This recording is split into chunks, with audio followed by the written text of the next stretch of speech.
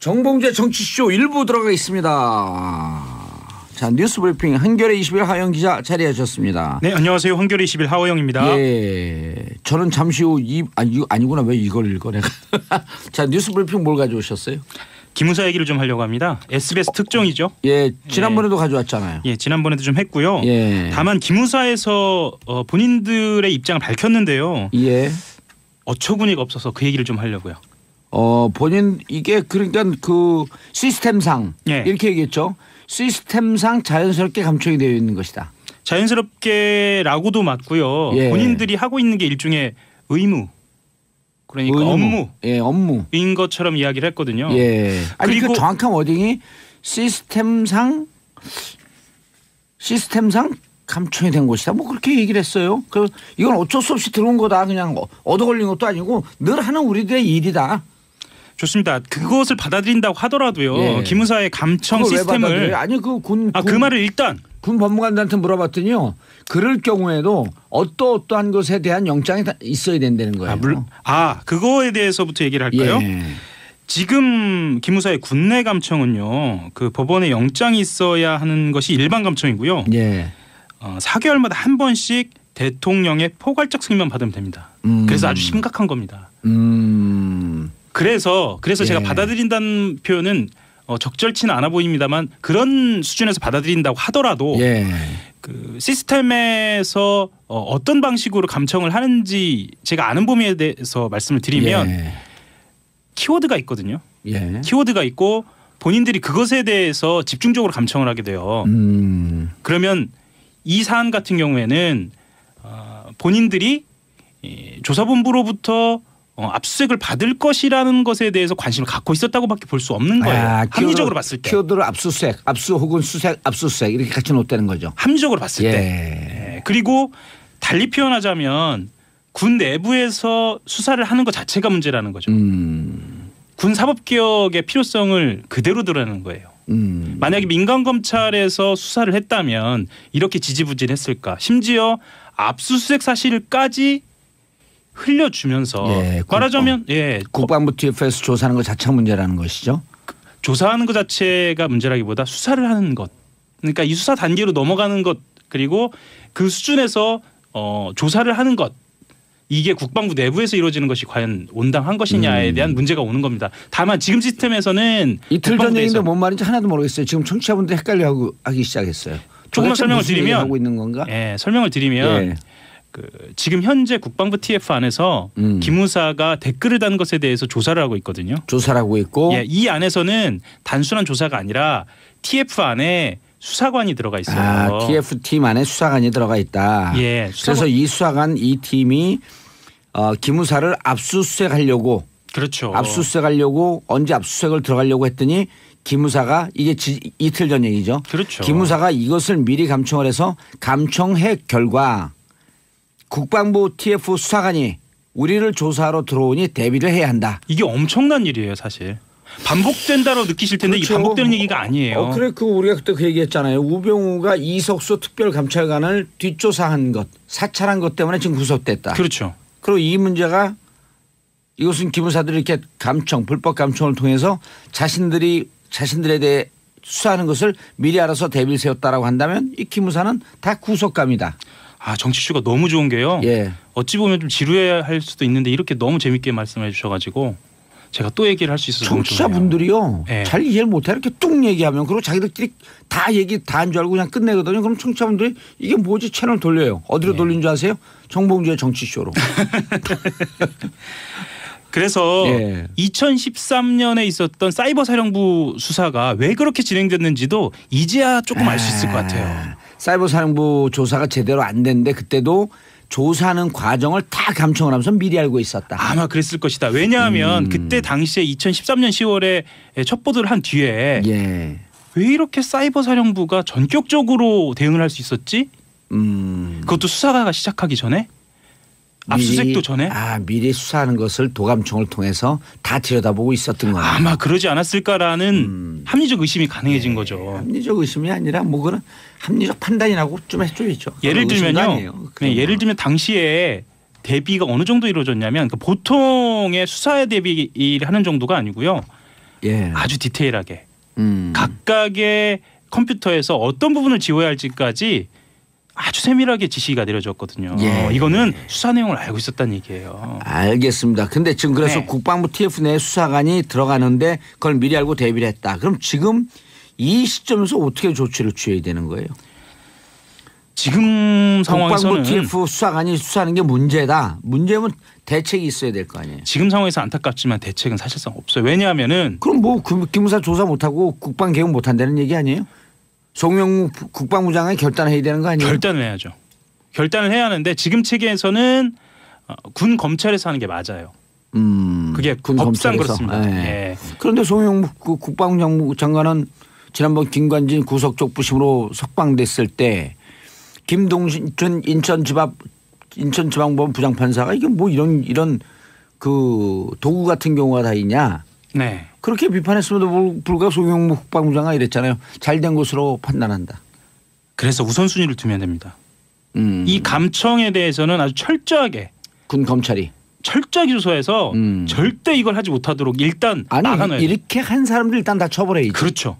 이게 순서입니다. 그 다음에 감청한 사람들, 불법 감청한 사람들, 그래서 자신들에게 압수수색이 들어온 것을 알고 대비한 사람들 도대체 누가 지시했는지. 앞으로는 절대 못하게. 네, 앞으로 절대부터 책임자가 누군지, 누가 지시했는지, 네. 누가 액션 플랜에 가담을 했는지. 이게 나중에라도 불법적인 무언가를 한 다음에 본인들이 그것을 덮으려고 할 때 일종의 계기가 될 수 있어요. 그래서 네. 굉장히 중요한 뉴스고 이것은 끝까지 지켜봐야 합니다. 어떻게 처리될지요. SBS가 계속 단독으로 한 게 이게 훌륭하게 잘했네요. 그렇죠. 우리가 있는 곳이 지금 예. 어디예요? SBS 정치쇼입니다. SBS 정치쇼 잘하고 있습니다. 짝짝짝. 그리고 하나만 더 말씀드릴게요. 그러나 이렇게 잘하고 있는 것을 끝내면 안 되죠. 악착같이 그렇죠. 끝까지. 누가 지시를 했고 이 사람들에 대해서 처벌의 행동이 옮겨지고 있는지 조사가 진행되고 있는지 이걸 계속 후속 보도를 해야 될 거 아니에요. 기무사가 그리고 감청을 할 수 있었던 이유가 또 있어요. 예. 군 내부에서는 이 정치 개입 사건에 대한 수사나 조사가 이게 과연 온당한 것이냐라는 분위기가 있는 거예요. 아하. 이것도 알려야 합니다. 우리 일상적으로 정치 개입했어. 왜 이걸 조사하지? 그전에도 했고 지금도 했고 앞으로도 할 것인데 이런 얘기 아니에요? 전반적으로 퍼져 있는 이야기죠. 김기춘 전 비서실장도 얘기했는데 종북을 척결하려고 했다라는 논리. 본인들이 정치 개입을 했다라는 논리를 살짝 비틀죠. 아, 좌파 척결, 경북 그렇죠. 척결. 예. 이 논리를 가지고 본인들은 할 일을 했다라고 예. 이야기를 하는데요. 이 분위기가 어느 정도냐면 그 TF 내부에서 수사관들이 현직으로 복귀하면 불이익 받는 거 아니냐 이 정도로 압력이 있다는 거예요. 군 내부에서. 네. 이 얘기가 이 감청을 통해서 나오기 시작한 거니까 이 감청부터 철저하게 조사해야 합니다. 국방부 개혁해야 돼요. 왜냐 군에서 잘못하게 되면 군 검찰 군 재판 그 사법부에서 재판 받는 거 그거 없애야 되거든요. 그렇죠. 경찰이 잘못하면 일반 검사가 조사를 하고 그렇죠. 모든 네. 공무원이 잘못하면 예를 들어 소방관이 잘못하면 소방관 내에 무슨 그 소방 검찰이 따로 있나요? 없죠. 군은 무슨 국방 비밀이라고 하는 이유로 군 검찰이 따로 있었고 거기서 짝짝꿍 하면서 대충 덮어주고. 뭔가 비밀주의 예. 이런 그 것들은 재판 넘어가게 네. 되면 자기들 다 감형해주고. 그렇죠. 그러니까 군내 우리 아이들 폭행, 의문사 이런 게 사라지지 않는 거예요. 사라지지 않죠. 예. 아니 애들 그 잘못 때렸고 그 죽어도 나중에 감형하고 1년 2년도 안 살고 나오는데. 그렇죠. 군대에 자녀를 보낸 부모님들까지 포함하면 이 문제는 다 연결되어 있는 문제예요. 이런 거 군대에서 잘못하면 군 검찰이 수사하고 군 재판부에서 사법부에서 재판을 받기 때문에 그 군 폭행 사건이 끊이질 않는 거예요. 자기들끼리 덮어버리거든. 그러니까 이 도감청이 여기서 끝나는 게 아니고 우리 아이들 군대 간 것에 폭행 사망 사건, 불안전한 군. 네. 이 문제까지 다 연결이 되는 다 거예요. 연결이 되어 있는 그럼요. 거예요. 그래서 이것은 끝까지 지켜봐야 예. 할 것 같습니다. 60만 장병의 안전을 보호하고 정말 안전한 군대 만들기 위해서 이 도감청 잡아야 되는 거예요. 예. 예. 다스 얘기도 좀 해볼까요? 아, 다스가 한다스요. 예. 고발이 2주째 들어갔는데 네. 검찰이 기초조사도 안 왜 됐다라는 얘기가 또 나옵니다. 이러십니까? 윤석열 중앙지검장님. 왜 이러세요 도대체. 그러니까 고발인 조사도 안 했다라는 거는 일단은 수사 의지 이야기를 안 할 수가 없는데요. 그 민주사회를 위한 변호사 모임 민변하고 참여연대가 고발을 했습니다. 그런데 아직 고발인 조사를 받지 못했다라면서 오늘입니다. 예. 고발 한 분들이 수사를 촉구하는 의견서를 검찰에 낼 계획입니다. 이게 지금 배당된 거를 보니까 서울중앙지검 형사 1부에 배당이 돼 몇 있습니다. 차장 위치인가요? 여기가 지금 1차장 1차장인가요? 걸로 예. 알고 있습니다. 그런데 보통 검찰 내부에서는 수사 척수 여부를 그 다스의 횡령액이나 탈세액을 따져서 특가법의 조사 포탈에 해당되는지만 확인하면 된다. 그래서 3차장 산하로 말하자면 인지수사부서에 맡겼어야 하는 거 아니냐라는 이야기가 내부에서 그러네요. 나옵니다. 그다음에 예. 이게 다스 비자금 조성 등등은 경제범인데 그렇죠. 예. 한동훈 3차장 검사가 어떤 검사예요? 알파고라고 하는 별명을 갖고 있을 정도로 초임 검사 때 SK를 잡았고. 그렇죠. 특히나 법조계 쪽에서는 잘 알고 계시죠. 그렇죠. 특정 경제 가중처벌, 예. 경제사범에 대해서는 네. 선수 중에 선수. 이른바 저승사자라고도 불리기도 하고. 그렇죠. 근데 알파고라는 제목이 더 좋죠. 그런가요? 예. 예. 한동훈 차장 검사가 사석에서 그랬다 그러더라고요. 정봉주 의원이 날 어떻게 그렇게 잘 알지? 뭘 하고 있는지 다 들여다보고 있으니까요. 그렇죠. 이건 3차장 검사한테 갔어야 되는 건데. 그렇죠. 그래서 내부에서는 윤석열 서울중앙지검장이 BBK 특검 당시 파견 검사였고, 예. 그렇게 의심하면 하면 안 돼요. 뭐 그런 근데. 이야기도 나옵니다. 예. 어쨌든 근데 파이팅을 해줘야죠. BBK 특수수사팀에 있었던 15명 중에 2명만 빼놓고 13명이 다 요직에 있다. 이런 게 작용할 수 있겠죠. 윤석열 중앙지검장님 1차장에 배속되어 있으면 3차장으로 재배치하십시오. 이런 전문적인 이야기도 하게 되네요. 그게 정답입니다. 네. 그러니까 한동훈 차장검사 화이팅. 파이팅. 예. 네. 검찰은 끝까지 무는 겁니다. 다음 얘기는 신생아 얘기를 좀 해봐야 할 것 같아요. 예. 예. 감염균은 슈퍼 박테리아급. 예. 예. 이런 내성균이 발견된 경우가 예. 4에서 5%밖에 안 된다고 합니다. 그래서 전문가들 같은 경우에는 병원 감염이나 의료과실 쪽에 무게를 싣고 있는데요. 지난 시간에 말씀드렸지만 시트로박터 푸른디균으로 네. 확정이 됐고요. 외부 조사팀이 이 정밀 진단을 해보니까 내성이 아주 강한 말씀드렸던 그 항생제 균이라고 내성과 어느 네, 항생제도 또 잡을 수 없는. 그렇죠. 예. 그래서 이대 목동병원을 한번 들여다보니까 의료과실이나 이 위생이 문제된 게 처음이 아니더라고요. 그렇죠. 수액에 날벌레가 있는데 처벌하지 않았고. 기억나실지 모르겠는데 엑스레이 필름이 좌우 반전된 사고도 있었어요. 그렇죠. 예. 그래서 그게 결핵 사건이었죠. 결핵 사건은 그 다음입니다. 그랬나요? 결핵 사건 많았어요. 예. 간호사 결핵. 간호사 결핵입니다. 예. 엑스레이 좌우 바뀐 건 뭐였었죠? 2013년에 있었던 일인데요. 예. 코 엑스레이 필름이에요. 비염이었었나요 그게? 예. 그래서 이제 120명 정도가 한쪽 코에 문제가 있어서 갔는데 그게 반전된 거예요. 예. 반전됐으니까 염증이 없는 코를 치료를 받았겠죠. 동영상 설정해 놓은 겁니까? 좌우가 바뀌게. 그래서 이제 목동병원 당시에 목동병원 그 해명이 더 어이가 없는데 예.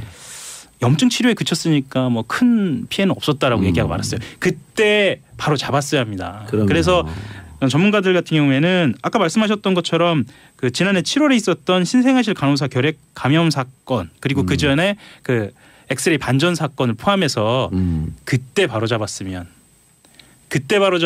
이런 대형 사건이 안 나지 않았을까라는 예. 뭐 뒤늦은 안타까움 그렇게 얘기하고 있죠. 의료사고 안전사고가 많이 발생하는데 그래서 제가 이제 어제 그 행정부에 있는 전문가한테 이제 카톡으로 문의를 했더니 이렇게 얘기하더라고요. 매뉴얼은 있는데 매뉴얼대로 실행하지 않았다. 특히 목동병원이 심했던 것 같다. 매뉴얼 얘기하니까. 그렇죠. 안전사고는 불가피하게 일어날 수밖에 없지만 그 안전사고를 최소화하는 것이 현장 병원 의사 간호사들 몫이다. 또 매뉴얼 얘기가 나오면 또 마음이 아프네요. 예. 왜요? 사후 조치 같은 경우에는 이게 그것 또한 당국이 꼼꼼하게 따져놓지 않으면 또 세월호 얘기 안 할 수가 없는데 그 안전 매뉴얼 같은 경우에는 어쨌거나 좀 따져놔야 할 것 같습니다. 그럼요. 이번에 목동병원 같은 경우는 최악의 경우 소아과 산부인과 병원을 폐쇄하는 수준까지 조처를 할 각오로 밀어붙여야 할 것 같습니다. 그 어제 병원 유가족 면담도 병원 태도가 문제가 있어서 파행이 됐거든요. 아직도 뭘 잘못한지 모르는 것 같아요. 잘못은 할 수 있지만 잘못한 걸 알고 고치려고 노력해야죠. 자, 하영 기자님 인사하시고요. 한겨레 21 하영이었습니다. 감사합니다. 예, 저는 2부 아빠들의 왕수다로 돌아옵니다. 광고 들으시고 채널 고정하소서.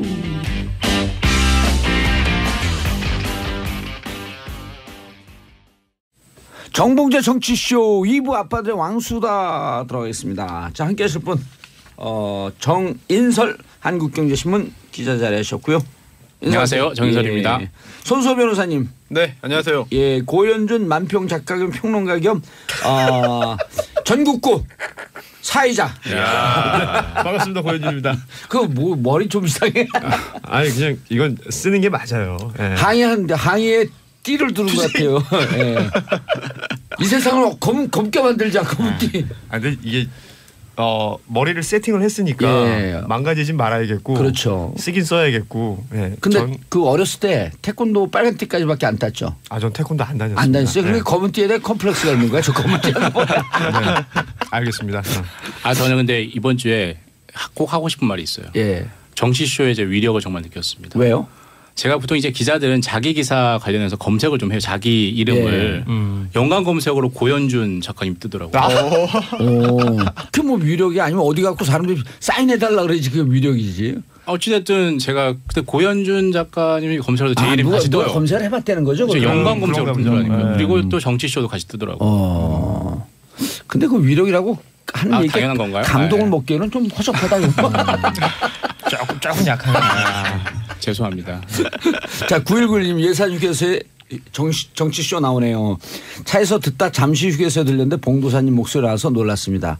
제가 작년에 여론조사 팟캐스트 한번 한 적이 있거든요. 네. 그게 전국적으로 어느 지역에서 지지율이 제일 높게 나오나 한번 봤어요. 어디일 것 같아요? 예산이었나요? 충청도. 충청도요? 이게 충청도 분들이 겉으로 얘기를 하지 않는데 밑으로 좌파 진보 이런 분들 은근히 많은 거예요. 그래요? 예, 그래서 문재인 대통령도 할 때 보면 어떤 이슈에 대해서 밀릴 때 밀리지 않고 굳건히 버텨주는 데가 충청도예요.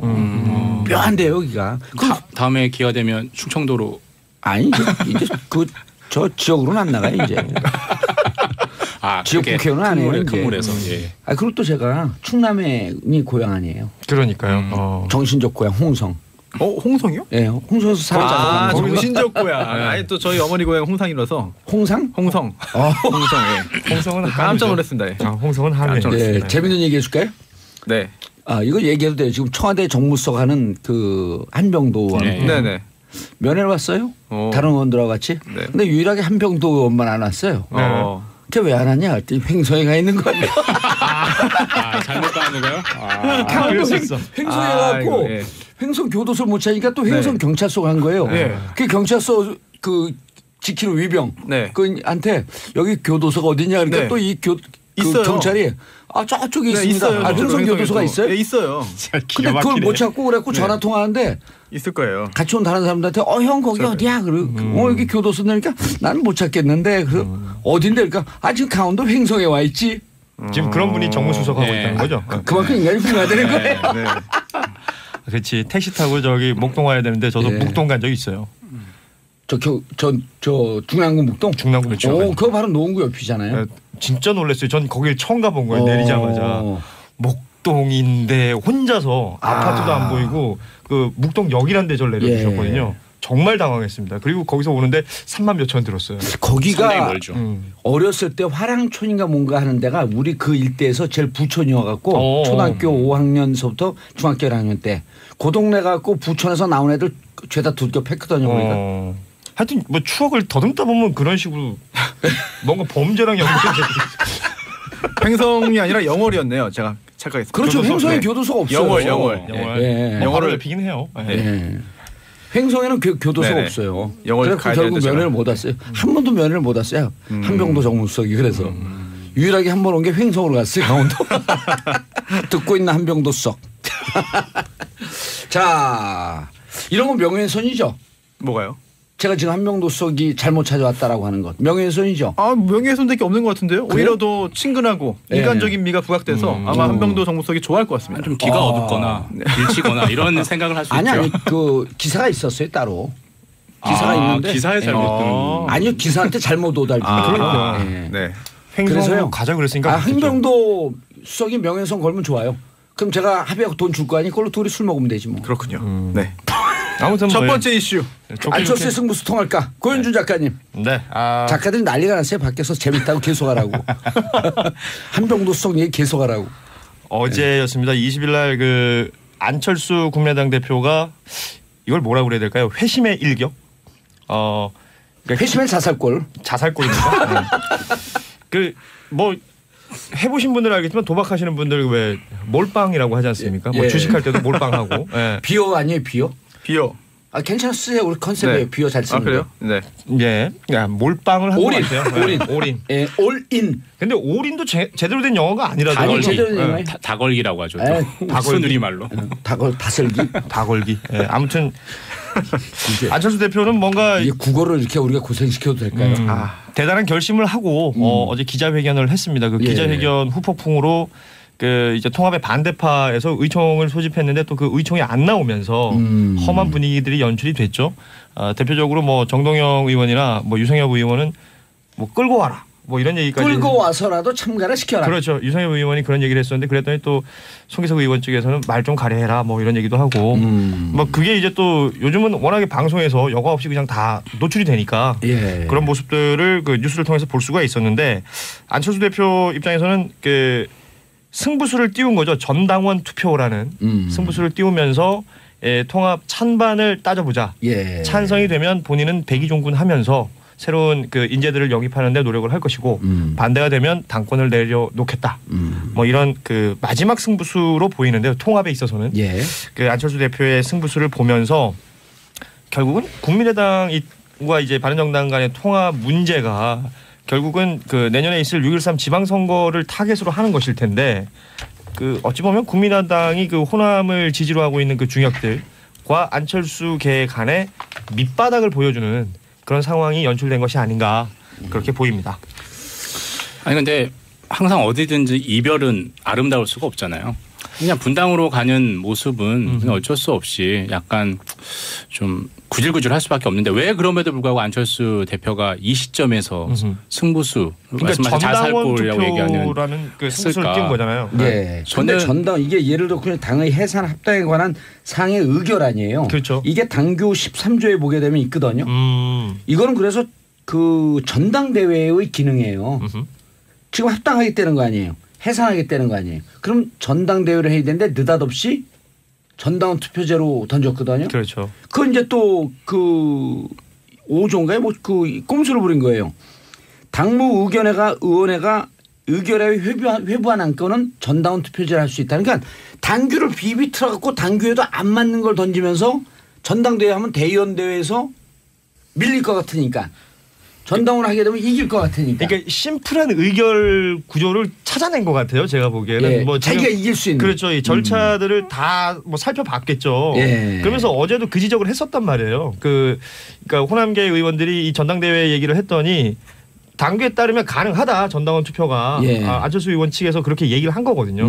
이게 지금 말씀하신 이런 부분들을 제가 보기에는 발췌해낸 것이 아닌가. 찾아낸 거죠. 예. 예. 그렇다면은 이 전당원 투표라는 게 확실히 본인에게 유리하다는 생각은 하고 있는 거 아니에요? 그렇죠. 실제로 8월에 전당대회가 있을 때 비슷한 방식으로 해서 ARS와 모바일 투표를 해서 당대표가 됐잖아요. 51%. 네, 그러니까 네. 그래서 아마 그 상황이 계속 연출될 거다. 그리고 사실 국민의당에서 안철수 대표 말고 대항마라고 하면 좀 박지원, 뭐 말씀하신 박정천, 천정배, 정동영 이렇게 꼽는데 될 수 있을 것인가 그에 대한 자신감이 있는 거죠 사실. 그럼 말씀하신 대로 40명 국민의당 의원 중에 30명 뭐 안팎이 반대를 하고 있으니 당연히 전당대회로 가면 불리하니까 법칙상 룰 게임이죠. 룰을 자기에게 유리하게 가져가려고 하는 거죠. 이 투표나 뭐 선거라는 게 그 룰에 따라서 나오는 결과가 확 달라지니까요. 예. 예. 아니 근데 전당원 투표하게 되면 그 안철수 대표한테 유리한 결과 나와요. 나올 수밖에 없고. 근데 좀 분리해서 볼 게 필요한 게 이 예. 전당원 투표라는 게 당무위원회에서 통과되면 가능을 합니다. 가능해요. 그렇죠. 당무위원회가 의결하에 회부한 안건이 되는 네, 거니까. 그 이게. 안건에 대해서 예. 전당원 투표를 할 수 있는데 이 전당원 투표에서 설령 그 합당 의견이 나온다고 하더라도 그게 바로 합당이 되거나 또는 현재 그 당원 단계에서 정한 합당 절차는 아니라는 거죠. 그래서 이게 안철수 대표 측의 의도대로 흘러간다 하더라도 전당원 투표에서 합당합시다라는 의견이 우세하다 해도 이게 합당을 위한 당내 여론몰이 또는 아니면 호남파에 대한 압박 정도가 되는 거지 자동적으로 합당 절차가 이어지는 건 아니기 때문에 그러니까 그다음 그 합당 절차는 어떻게 해요? 전당대회를 또 해야 되는 거죠. 당연히 그걸 해야 됩니다. 그걸 알면서도 일단 이렇게 하는 거죠. 지르는 거지. 분위기를 몰아가는 거죠. 그렇죠. 당연히. 그래서 전당원 투표에서 이 바로 가지 당원 않아요. 국민의당 당원 당규를 해석한 거는 이게 레전드인데요. 왜냐하면 아까 제가 지적했던 13조 5조를 갖고 그럼 전당원 투표로 끝나면 합당이 되는 거냐. 그런데 그렇게 의견을 물었음에도 불구하고 13조 합당과 네. 해산 등등에 대해서는 전당대회를 꼭 해야 된다. 그렇죠. 근데 전당대회에서 또 이제 대의원들이 그렇죠. 그런 의견을 네. 물었지만 우리 어느 대의원이 나서 이거 그 반대합니다. 그럼 찬반에 대해서 투표를 해야 되거든. 그렇죠. 그러니까 안철수 대표는 여론으로 몰아붙이겠다는 거죠. 그렇죠. 아니 근데 몰아붙여도 결국은 당원당규상 제13조 기능과 권한 전당대회에서 해산 합당 등 전당대회에서 무조건 해야 그러니까 돼요. 거기를 근데 압박하고 말씀 전 당원들이 찬성하는데 전당대회에서 대의원 내지 의원들이 사람들도 반대할 수 있겠냐 영향을 받을 이런 것이다. 거죠 사실. 아니요 전당원들이 찬성을 하지만 대의원들이 우린 현당원이다. 네. 아니, 영향 안 받을 것 같아요. 안 받을 것 같아요. 네. 아니 왜냐면 아니, 그럼요. 대의원들도 당원들의 뜻에 맞들어서 나의 소신을 바꾸는 게 본인의 정치적인 진로에 도움이 안 될 것 같고 저는 그때 나에게 이미 도움되는 쪽으로 다 선택할 것 같아요. 그때 이미 자신에게. 민주당으로 많이 갈 것 같습니다. 저는. 아니요 그런가요? 민주당은 이미 그 안 받을 것 추미애 대표가 안 받는다 그랬잖아요. 내가 보기엔 버린 네. 카드예요. 물론 그런 자신감이 있었으니까 안철수 대표가 이런 승부수를 던졌을 것 같은데. 예. 근데 저는 어제 전 재밌는 게 그 의총이 안 나왔잖아요. 안 나왔죠. 의총 당대표는 나와야 되거든요. 그래서 네. 의총 시작하기 전에 당대표에 모두 인사를 해요. 그리고 끝나고 난 다음에 정책위원장이 하든 아니면 다른 사회자가 하든 정리를 하고. 근데 당의 의총인데 의원총회 아니에요. 네. 당대표가 안 나오니까 또 누가 그랬어요? 그 세 분 중에 한 분인가? 의총에도 못 나오는 배짱으로 무슨 합당을 하냐. 정동영 의원이 그 얘기했어요. 예. 네. 끌고라도 와라 유성엽 그건 의원은. 유성엽 의원이요. 네. 정치 어디서 배웠냐? 네, 정동영 의원이 아, 그래요? 예. 학교에서 배우셨겠죠. 정치를 잘 못 배운 사람들 왜 쫓아갔냐 그때. 그걸 또 그렇네요. 물어봐야죠. 2015년 12월에 정치를 모르는 사람을 왜 쫓아갔냐. 그러니까 김동철 원내대표가 그 얘기했단 말이에요. 본인에게는 그 말을 전해왔다. 의총에 이렇게 진행되면 본인의 의견을 다 밝혔으니 의총에서 회의하시라. 예. 뭐 이런 의견을 김동철 원내대표한테 전해왔다라고 하면서 결국 의총은 비공개로 갔잖아요. 그랬더니 또 이제 호남 중진들은 공개하자. 그건 무슨 비공개가 있어요 정치에. 그게 참 웃긴 것 같아요. 뭐 하자는 건지. 아니 호남 중진들이 맞죠. 근데 또 추미애 의원이 또 훅 찔렀죠. 그렇죠. 이제 뭐라고요? 다들 아니 국민의당에서 오는 사람들은 이미 오합지졸이기 때문에 받을 이유가 없다. 오합지졸한 표현을 썼죠. 그렇죠. 네, 추미애 대표도 센 표현했습니다 이번에. 네. 원래 세게 얘기해요. 꼭 이럴 땐 또 세게 해. 얼굴 인식 좀 빨리 해라. 정보 좀 찾게. 스마트폰이랑 얘기하고 있어. 자 다음 이슈. 평창 구상 문 대통령의 승부수 어느 분이 가져오신 거예요? 예, 전데요. 예. 저가 누군지 얘기해야 돼요. 네, 정인설입니다. 예, 고현준 작가 연관검색어 정인설입니다. 아니 여기에 그 가끔 가다가 UFC에 고정으로 진수 의원이 나오거든요. 예. 라디오에 특화된 분이에요. 진수입니다. 무슨 발언을 하기 전에 항상. 네. 그걸 알려주면 청취자분들 처음에는 이거 뭐 네. 뻔한데 또 근데 계속 얘기하면 거기에 중독이 돼갖고 누구 다 얘기 안 하는 다른 사람이 비정상적이 되는 그러니까 거예요. 루틴이 되니까. 아, 정인설입니다. 예. 어디에요? 한국경제신문 예, 정인설. 한경에 TV로 치면 자막이네요. 그렇죠 자막이죠. 근데 한국경제신문의 신문이 이번에 유독 째려보시네. 문재인 대통령의 방중에 대해서 고춧가루 아주 그냥 홀대로. 청양고춧가루 제대로 뿌리고 다녔어요. 왜 그랬어요 도대체? 그 부서 틀려요? 저희만 뿌린 건 아닐 거고 예. 아마 여러 많이 군데 같이 뿌려갖고 같이 지금 뿌렸을 겁니다만. 뿌린 데들 다 지금 우리가 추적 중이거든요. 그렇습니다. 예. 사과 한번 하시고 네. 아니, 여기 사장도 하는데 왜 사과를 해요? 예? 사장급. 정 씨한테 너무 그러지 마세요. 손 씨. 야, 정봉재 전국구 송년회 갔더니 정시 되게 많아. 예. 제가 정씨이기 때문에 여기 있는 거죠 사실. 예. PD님, 작가님 다 진행자 다 네. 정씨. 예. 그렇죠. 그리고 여기 본부장인 정태익이 정 씨예요. 맞죠. SBS 이 정치쇼 주변에 정씨들 우리 그때 봤잖아요. 몇 명이었습니까 그때? 센터장, 아니 진행자, 25명 중에 13명이에요. 담당 PD 그리고 패널들도 정시가 되게 많거든요. 정시 아니면 정두원, 정태근, 와. 정시 아니면 안 써요. 정시쇼예요. 정치쇼가 그리고 아니라. 전혀 정시쇼예요. 정시쇼. 정시쇼 그리고 전혁 씨도 원래는 정혁 이렇게 썼어요. 야 남의 집 족보까지 바꿔가면서 이거 정혁인데 잘못 썼고 전혁이 된 거예요. 예, 정인설입니다. 예, 가시죠 얼른. 예, 문재인 대통령이 이제 평창 올림픽과 그리고 한미 연합 훈련 관련해서 이제 그동안 계속 얘기해왔던 이게 쌍중단 얘기가 있었잖아요. 중국에서 중국이 얘기하는, 얘기했던 네. 거고 러시아에서 동조했던 건데 그와 유사한 형태로 얘기를 했죠. 북한이 도발을 중단하면 2월 9일이죠. 2월 9일에 평창 올림픽이 개막하는데 이제 우리 가장 큰 훈련 키 리졸브 옛날 팀 스피릿 훈련을 불렸던 예. 키 리저브 독수리 훈련. 예, 그게 2월 말 4월까지 이어지는데 이게 같이 열리면 분위기가 좀 약간 긴장 분위기가 조성되고 매 훈련 때마다 북한이 도발하잖아요. 그렇죠. 그러니까 올림픽 평화 분위기에 찬물을 끼얹으니까 그걸 연기를 하자라고 미국 측에 제의를 한 거 미국 측에서 한미 동맹에 의거해서 한미 군사 당국의 의견에 철저히 따르겠다 이렇게 얘기를 했어요. 그게 MBC 인터뷰에서 얘기한 거잖아요. 맞습니다. 네. 그게 MBC. NBC 예. 동계올림픽 평창 올림픽 공식 중계사죠. MBC에서 기차 얘기를 타고 가면서 했고 인터뷰했던데요. 그렇죠. 이른바 대통령 전용 열차 경강선을 타고 가면서 얘기를 했는데 이제 중요한 건 이제 북한이 받느냐 이게 중요한 거죠. 미국은 뭐 거의 오케이입니다. 근데 미국이 그동안 안 하려고 했던 이유는 미국은 1년 내내 훈련이거든요. 한국하고만 연합 훈련을 하는 게 아니라 뭐 호주, 캐나다, 영국, 일본 돌아가면서 하는데 그렇죠. 그 일정이 일정 연기가 꼬이는 되면 거니까. 다른 것도 네. 다 꼬인다. 아니 근데 캐나다 이런 게 된 방문하고 거죠. 있는 틸러슨이 아는 바 없다 그랬단 말이에요 또. 틀러스는 이제 두 가지 얘기가 있죠. 국무장관이니까 이거는 국무장관 소관이 아니다. 국방장관. 매티스 국방장관에게 물어봐야 된다라는 거고 하나 또 하나는 끝물이다. 틸러슨 장관이 교체설, 예, 사퇴설이 아니 계속 근데 야구하고 그 있죠. 예. 틸러스 장관이 이게 공개됐는지 어쩐지 모르겠는데 틸러슨을 지금 파이어 시키지 못하는 게 트럼프의 전공 아니에요. You fire 이 전공인데 근데 여기서 생략된 표현도 있죠. You are fired인데 발음이 안 되는 거예요. You fire. You are fired거든요. 근데 어쨌든 매티스가 뭐라 그랬냐면 틸러슨이 그만두면 같이 그만두게 될 것이다. 매티스 때문에 좀 못 자르는 거예요. 그리고 실질적으로 투트랙 전술에 적합하거든요. 둘이 잘 어울리긴 네. 해요. 아니 트럼프가 막 질러대면 또 틸러슨이 다른 얘기하고 틸러슨이 질러대면 또 다른 얘기하고 이게 미국의 그 투트랙 전략에는 좋은 거예요.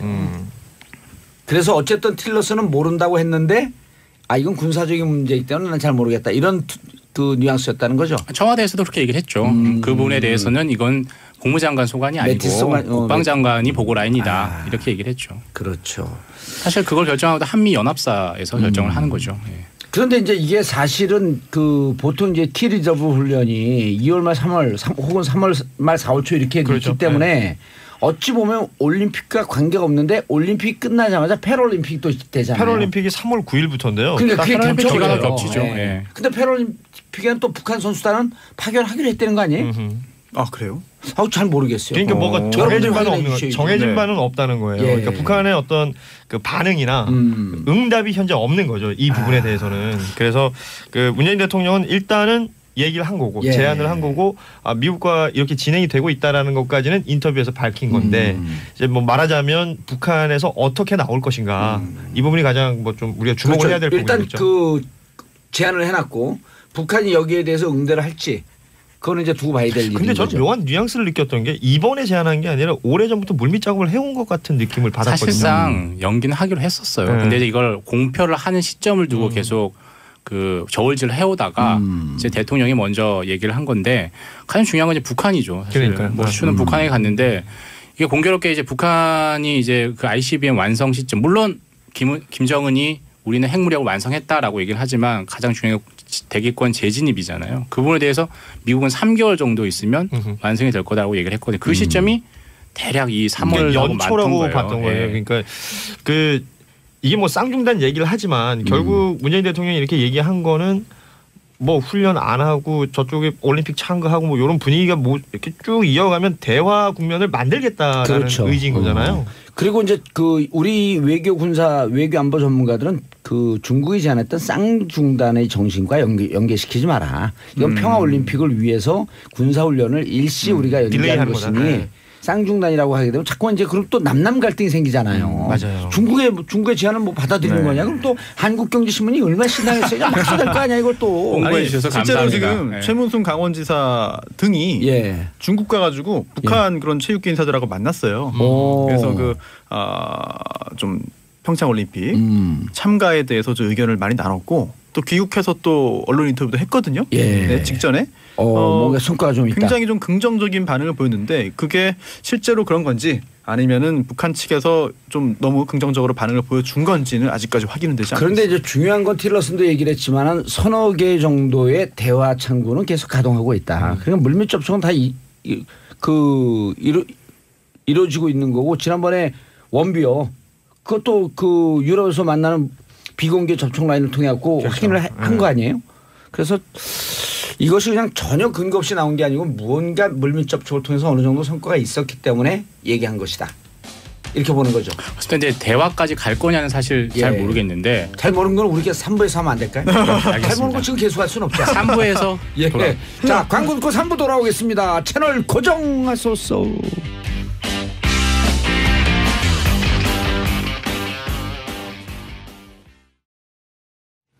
정봉재 정치쇼 3부 순서 들어왔습니다. 자, 여러분들께서는 정인설 한국경제신문 기자, 손소 변호사, 고현준 만평 작가, 전국구 송년회 사회자와 함께하고 계십니다. 아까 잘 모르는 게 뭘 잘 모르겠다 그랬죠? 이제 북한이 대화에까지 나설 것인가. 예. 북한이 계속해서 이제 얘기하는 게 전제 조건이 이제 핵 국가임을 핵 보유국임을 인정하라는 거잖아요. 예. 미국은 핵 동결 내지는 도발 중단 이래야지 서로 대화를 하겠다라는 건데 거기까지는 안 갈 것 같고 다만 도발 관련해서는 계속해서 기싸움을 하면서 분위기를 볼 것 같아요. 이번에 근데 우리 문재인 대통령이 제안한 게 그러한 핵 문제, 남북한 대화, 협정 무슨 이런 걸 하자는 게 아니고 평창 동계올림픽을 앞두고 모든 절차를 중지하잖아요. 그렇죠. 잠시. 연기하자. 그래서 제가 보기에는 북한이 문재인 대통령의 제안을 받을 것 같고요. 그리고 북한은 동계올림픽에 참가합니다 이번에. 막판에 들어올 거라고 문 대통령이 얘기를 했죠. 아니 막판 아니고 뭐 중판에 들어와도 되고 중판에 들어와도 되고. 예, 100% 참여합니다. 그러면 이제 북한 입장에서도 할 거다 했거든요. 저는 군사분계선을 육로로 북한 선수단이 뭐 버스나 이런 걸 이용해 가지고 넘어오는 그 장면이 막 머릿속에 이상하게 그려져요. 그러면 그리고 이제 그걸 또 설정으로 재밌게 그 군사분계선 거기서 그 낮은 포복으로 오는 거야 선수들이. 그래요? 그럼 우리들 딱 체포해갖고 평창으로 데리고 가는 거예요. 낮은 포복으로. 오늘도 북한 병사 1명이 기순했죠. 예, 소포가 있었어요. 알겠습니다. 자, 샵 1035 짧은 문자 50원, 긴 문자 100원. 요즘은 우리 그 작가 선생님들이 이 문자에 대해서 별로 이렇게 달가워하지 않는 게 아니라 갈증을 안 내는 것 같아요. 문자가 많이 들어오니까. 있을 때 잘해. 문자 있을 때. 자, 4504님, 봉도사님 반갑습니다. 하루라도 방송 안 들으면 밥 안 먹은 것 같은 기분이 크크크. 인천에서 유광미 드림. 감사합니다. 김미정님, 고윤주님 배우 정우 닮았어요. 잘생기셨어요. 자, 나이로 따지면요. 네, 배우 정우가 고현준을 닮은 겁니다. 여가 먼저 태어났어요. 제가 몇 년 더 예. 먼저 태어났네요. 네. 정우 씨가 지금 20대 초반이고 우리 고현준 씨가 지금 20대 후반입니다. 너무 좋다 이런 거. 예. 아니었어요? 20대 중반이었어요? 좋다고요. 중반이었어요? 네. 죄송합니다. 네, 좋아요. 중반인 줄 알았더니 후반이네. 네. 우리 봉도사님 지금 흥분하셔서 침을 막 흘리시면서 말씀하시는데. 침 원래 흘려요. 갈 때가 됐어요. 그리고 저는 침이 흐르는 스타일이 침이 이게 입자가 얇아지면 날아가잖아요. 네. 미자는 누구예요? 입자가. 아는 분이 있어요. 미자가 입자 동생이 미자예요. 그래서 이게 침이 근데 두껍게 떨어져요. 그러니까 뚝뚝 흐르는 거예요. 바로 아래로. 바로 아래. 남에게 피해를 안 끼치고. 이른바 이제 폭포형 폭포형 방편이라고. 마이크를 이걸 씌워놓은 스펀지 같은 게 축축해 보이네요. 아니 이건 그렇죠. 누가 이제 그 다음에 여기서 방송하는 사람 질식이에요. 제 입냄새 때문에. 아우. 더러워 죽겠어. 자, 다음 이슈 특검을 짜증낸 최순실. 자, 정봉주 짜증낸 그 정한성 그랑 똑같은 거죠. 정한성 PD죠. 예. 최순실 씨가 재판에 나왔습니다. 이재용 부회장 항소심 재판인데 여기에 증인으로 나왔어요. 예. 1심에는 증언을 거부했습니다. 오홍. 항의 차원에서. 근데 이번에는 과연 증언을 할까 생각했는데 실제로 굉장히 적극적으로 증언을 했습니다. 그런데 야단치면서. 네, 내용이 좀 이게 특검한테 짜증을 내고 신경질을 냈는데요. 보기 좋지 않았어요. 재판장이 경고를 했습니다. 그런데도 불구하고 특검에게 도대체 뭘 묻는 거냐, 똑바로 질문을 해라 등등 좀 그런 내용들. 승마 전문가를 데리고 오든지. 그렇죠. 그런 내용의 이야기를 했는데. 독일에 가보시든지. 네, 그렇습니다. 이게 특검이 구체적으로 또 이런 질문을 했죠. 아니 딸에게 정유라 씨에게 말을 내 말처럼, 그러니까 자기 것처럼 타면 된다고 말한 게 사실이냐라고 했더니 최순실 씨가 그럼 내 말처럼 타라고 하지 남의 말처럼 타라고 하냐 그렇게 반박을 하고요. 말이 맞아요. 네, 또 특검이 차분하게 질문을 잘 듣고 이렇게 대답해라라고 하니까 갑자기 대뜸 그러니까 왜 새벽에 남의 딸을 데리고 갔냐? 라고 하면서 새벽에 그 정유라 씨가 갔던 게 자발적으로 간 게 아니라 납치됐던 거다라고 하는 뜻의 얘기를 하면서 딸이랑 나랑 지금 싸움 붙이는 거냐. 나는 지금도 걔가 정유라 씨가 딸이 왜 그렇게 얘기했는지 모르겠다라고 말을 했어요. 그리고 화를 내면서 반박을 한 거죠. 세게. 그러면서 특검에서 이렇게도 말했습니다. 말 구입했던 거 관련해서 계속해서 질문을 한 거죠. 그러자 독일을 한번 갔다 오든가 아니면 말을 연구한 검사님이 나오시는가 하지 답답하다. 라고 말을 하면서요. 특검이 답변이 잘 이해가 안 간다라고 말을 하니까 아니 저도 이해가 안 갑니다라고 해서 방청석에서 심지어 웃음이 터졌다고 합니다. 이건 법정의 품위라는 게 있잖아요. 예. 네, 그 부분에 있어서 아주 심각한 훼손 같아요. 그렇습니다. 재판을 사실 웬만한 변호사보다 집중적으로 굉장히 많은 수의 재판을 하다 보니까 익숙해져서 그런 건지 원래 성격이 그런 건지 모르겠습니다만 그런 태도를 보였고요. 최순실 씨가 착각하는 거 아닙니까 혹시? 어떤 걸 착각하죠? 법정 팟캐스트를 하고 있는 거로? 뭐 그런 느낌이에요. 어디 예전에 그 동네 슈퍼에서 어머님들끼리 모여가지고 막 수다 떨 때 슈퍼 어머니 팟캐스트 뭐 이런 거. 괜찮다고. 아니 사실 포기한 거 아닌가요? 사실 뭐 이렇게 절대. 근데요 최순실 씨 보면요. 그리고 전략적 마인드도 있고요. 일단 맨갑이에요. 멘탈이 그렇죠. 가벼워요. 25년 구형받잖아요. 네. 쓰러졌고 일어나지도 못해요. 조폭들도 못 나와요. 일단 그 포기를 절대 안 한 것 같습니다. 왜냐하면 증언하면서도 핵심 부분에 있어서는 다 지금 부정을 하거나 모른다고 넘어가는데 일단 인정한 것도 있어요. 그래서 박근혜 전 대통령과 2달 동안 259번이나 통화했냐 맞냐라고 했더니 대포폰으로 인정했습니다. 인정하면서 40년씩인데 그 정도 못하냐? 그렇습니다. 그러면 통화 내용이 뭐냐 물었더니 통화 내용을 묻는 건 실례다. 라는 답을 했습니다. 증인이. 실례를 하나 들어달라는 거 아니에요? 검사는. 나에게 실례다 묻는 거 묻지 말아라 라는 말을 했죠. 네, 실제로. 그리고 또 청와대 출입한 적 있냐. 수사해야죠. 청와대 출입한 적 있냐 했더니 있다. 하지만 그렇게 자주 간 건 아니다. 라는 말을 했고요. 또 의미 있는 부분도 하나 있습니다. 2015년에 독일에서 호텔을 삽니다. 최순실 씨가 호텔을 이제 매입하는데요. 그때 그 돈이 삼성이 코어 스포츠로 보낸 돈이 맞냐라고 했더니 맞다. 라고 인정을 하면서도 나중에 관련된 비용을 정산 쪽 돌려줄 생각이었다라는 말까지 붙였는데요.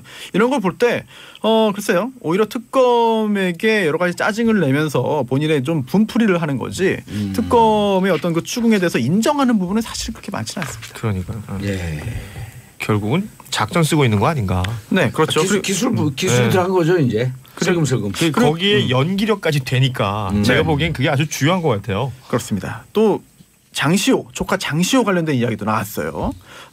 이번에 장시호 조카 장시호가 최순실 씨 집에서 박근혜 전 대통령과 대기업 회장 사이에 단독 면담 일정표를 발견했는데 인정하냐 그랬더니 뭐 그 말은 안 하고요. 특검하고 장시호 씨 사이에 플리바게닝이 심한 것 같다. 즉 사전에 서로 형량을 좀 낮게 구형해 주기로 하면서 짜고 한 거 아니냐. 그게 누구 얘기예요? 최순실 씨가 어제 그런 얘기를 했어요. 재판에서. 또 법에 대해서 들어간 지 한 1년 됐다고 또 사법고시 볼 준비하고 있나 봐요. 사실 아시겠지만 1년 동안 거기 있으면서 매일 재판받으면 웬만한 절차는 통달합니다. 그럼요. 네, 정말 통달합니다. 그리고 또 거기에 그 통방을 하면서 네. 거기 또 10수년 산 사람들이 있거든요. 무기수들. 그룹 스터디가 이루어지죠. 그러면 그룹은 안 되죠. 이게 독방이거든요. 아, 독방이네. 통방 스타일이라고. 아, 통방. 예. 예. 네. 이른바 이제 소통방. 네네. 거기서 다 얘기해줘요. 그다음에 또 교도관이 얘기하면 안 되거든. 교도관들도 네네. 또 슬금슬금 해갖고 네. 오다가다 하면서 한마디씩 해줘요. 툭툭. 예. 그러면 그게 이제 모자이크로 쫙 해갖고 네. 퍼즐 게임 마치듯이 아, 스스로 그 터득을 해가는 거죠. 네. 그래요. 그리고 이제 거기서 예를 들어갖고 그 오래된 조폭이나 이런 사람들이 상담을 해주고 빵이라도 하나 받아 먹으면 변호사법 위반, 알선수재. 예. 그리고 또 특검이 작년 1월에 이제 그 박산진 그 당시 그 삼성전자 사장하고 황송수 당시 전무가 뭐 주고받은 문자 메시지나 말구입 계약서를 이제 직접적으로 증거를 제시했어요. 증거를 보여주면서 이제 추궁을 했는데 그럴 때는 또 불리할 때는 아니다. 기억 안 난다. 모른다로 일관했거든요. 예. 최순실 씨는 여전히 본인에게 가장 유리한 쪽으로 계속해서 증언을 하면서 어떻게든 피해 나가려고 노력하는 것 야, 같습니다. 근데 25년 구형받은 사람의 심리 네. 상태가 아니에요, 저게. 아, 그렇죠. 저 진짜 정도면은 뭐. 맨감이에요. 아, 보통이 아니에요. 그리고 여기 8672님 보세요. 이렇게 나오죠. 대통령을 쥐락펴락했는데 그 정도의 약과지요. 이렇게 보는 게 정답이에요. 그렇네요. 정말. 슈퍼맨갑이에요, 저 정도면. 그리고 저는 여기서 이제 안민석 의원의 얘기에 신뢰가는 게 밖에 든든한 뒷배가 있으면은 힘이 안 빠지거든요. 뭐냐 어마어마한 재력이 있으니까 아, 이거 살고 정치적 재판이고 뭐 한 5년 10년 살아봐야 나오면 네. 인생 청춘 70서부터 했는데 든든하니까 안에서 버티는 거예요. 사실 뭐 그래서 저 재산을 다 몰수해버려야 돼요. 그러니까 술자리에서 이 관련된 이야기를 막 동료들끼리 할 때 보면 그 기승전 마무리가 이렇게 되거든요. 몇 년 살고 나면 되지 않겠니? 뭐 그 최순실도 살 거 있으니까 예. 이런 얘기들 우리 그냥 우리끼리 많이 하는데 실제 그렇게 믿고 있는 구석이 있으면 뭐 소위 말해서 쫄 이유가 없는 그럼요. 거죠. 예. 뭐 그 안에서 쫄면 먹는 것도 아니고. 예. 자, 정석 기자님, 미정은 위원장이 뭐예요? 김정은. 미정은이 아니라 김정은. 아 밖에서 오타났네요. 네. 초조하니까 계속 오타나요. 정석 기자님, 김정은 위원장이 해킹 공격을 명령했다?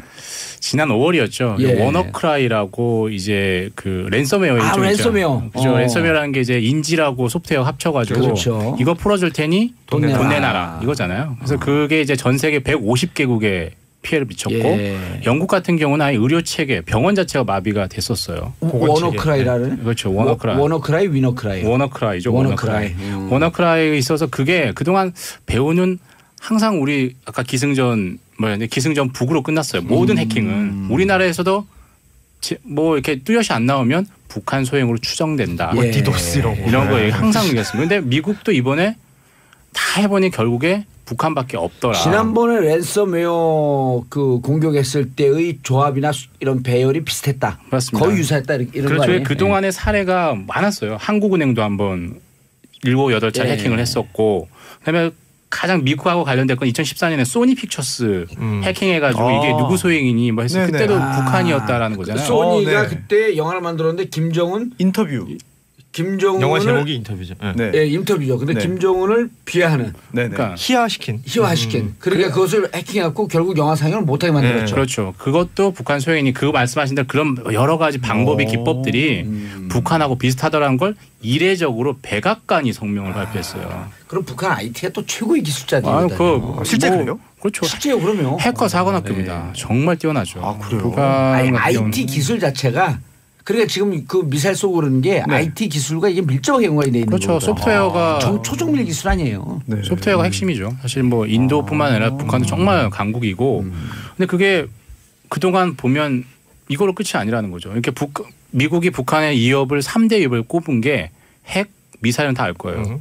사이버. 공격, 사이버 이걸 공격. 딱 지목을 하면서 그 다음 날 워너크라이는 북한의 소행이다라고 밝혔고 미국뿐만 아니라 영국, 캐나다, 호주, 일본이 다 동의를 했습니다. 그 결론. 영국이 동의했죠. 일본도 이거 다 동의를 했어요. 그래서 뭐 전 세계적으로 정말 북한이 미사일 강국인 동시에 소프트웨어 강국이 됐고 아니, 그건 원래부터 알려져 있는 거예요. 그러니까 전 세계적으로 인정이 된 거죠. 그렇죠. 이제. 예. 근데 중요한 건 이제 최근에 우리 가상화폐 많이 하잖아요. 예. 얼마 전에 우리나라에서도 그저께 가상화폐 거래소 해킹을 받았는데 그렇죠. 이것 역시도 아, 북한의 진짜. 소행으로 추정을 하고 실제로 지난 뭐 올해 들어서 있었잖아요. 그건 북한으로 거의 추정을 하고 있어요. 8,500만 불 해킹한 거예요? 맞습니다.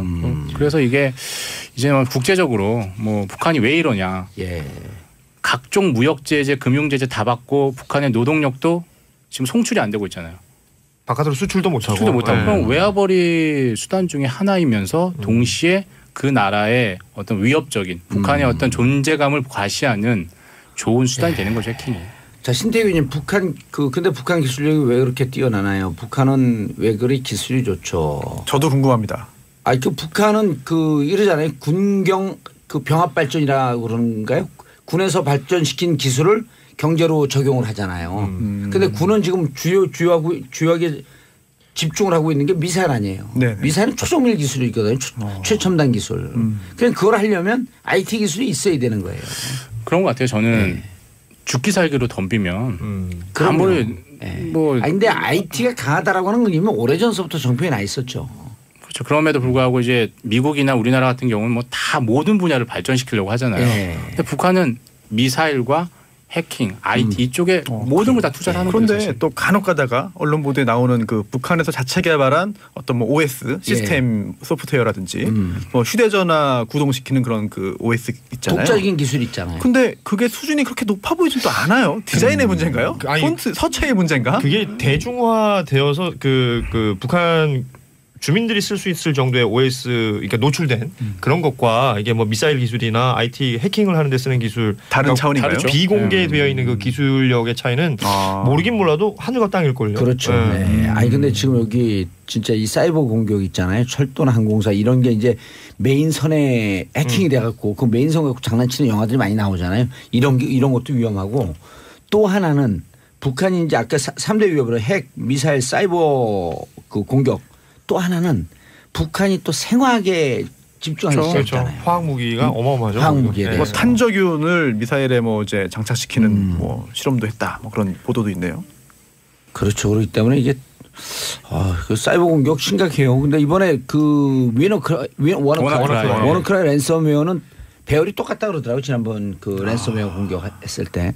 랜섬이라고 하는 뜻 자체가 인질을 인질이죠. 잡고 예. 인질 풀어주는 대가로 협상금을 인질 그렇죠. 보상금 아니에요? 인질 보상금 좀 이상하다. 그걸 가상화폐로 또 예. 받고 가상화폐로 또 가상화폐 또 해킹하고 남는 장사죠. 예. 와, 범죄로 치면 최고의 범죄네요. 흉악하네요. 그렇죠. 그렇게 해서 달러를 확보하려고 하는 노력. 그러니까 북한에 대한 경제적 제재가 강하면 강할수록 점점 더 그쪽으로 신경을 돌리는 거죠. 자기들. 이제 뭐 슈퍼노트 만들어가지고 뭐 달러 위조 지폐 찍어내는 것보다는 이런 쪽으로 또 그건 이제 옛날 방법이고 슈퍼노트는. 그렇죠. 아날로그적 방식이죠. 네. 저는 북한이 만약에 어떤 그 테러를 한다면 이 미사일부터 쏘지 않고 저는 우리나라 같은 경우 저는 딱 세 개만 마비시키면 끝날 것 같아요. 전기 끊고 네. 그다음에 통신 끊고 네. 네. 금융 끊으면 금융. 그게 전부 해킹으로 가능하거든요. 그렇죠. 그러면 전 우리나라 국민들 다 정말 멘붕이지. 멘붕 아니 아닐까요? 진짜 우리 국민들이 멘붕이 오는 건요. 핸드폰 못 쓰게 화장실 가서 그러니까 핸드폰 못 쓰게 하면 다 미쳐버려요. 핸드폰까지 안 가도 카톡 마비만 돼도 다들 정말 힘들어할 겁니다. 여기 계신 분도 화장실 가고 핸드폰 못 쓰게 해봐요. 사실 근데 그걸 많이 훈련하고 있어요. 사실 북한에서. 그래요. 화장실 갈 때 안 들고 가야겠다. 예. 훈련도 해야죠. 그럼 한참 앉아 있다가 없이 사는 연습. 한참 앉아 있다가 없이 다시 사는 나와서 연습. 들고 들어갈 거예요. 근데 진짜 이거 많은 분들이 그 공감할 걸요. 그럼요. 우리나라 사람들은 그 정신적 압박을 주는 게 두 개 중에 하나잖아요. 화장실 가서 핸드폰 못 쓰게 하는 거, 엘리베이터 타갖고 이거 닫히는 거 못 누르게 하는 거. 막 몸이 근질근질해 벌써.